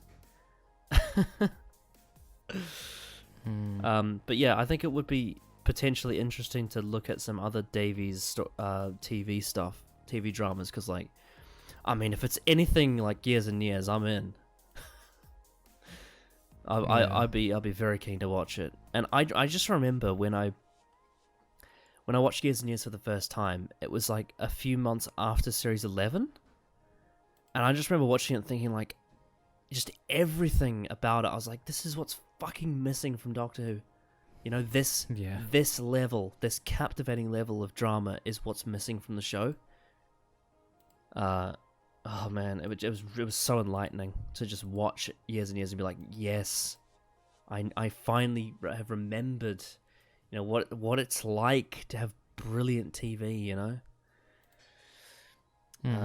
All I can hope for is that somehow Torchwood comes back, because that would be great if like Davies came back to do like Torchwood serials. That would be honestly more interesting than the main show, to be honest. I mean, Captain Jack's back, so you never know. Maybe we will, but I don't know. I don't know if Davies would want to. But yeah. I could live in hope. I can live in hope. Yeah. All right. So, anything else you want to say before we end this very long video that's almost gone for 3.5 hours? Go and watch Years and Years. Yeah, well, if they've seen this review, then they've been spoiled for like the whole thing. Watch it again. It's great. Yeah, Years and Years is brilliant. It's great stuff. So it's good. Great. So good. Mm-hmm. Yes. All right then. So, we will see you all tomorrow for day 8.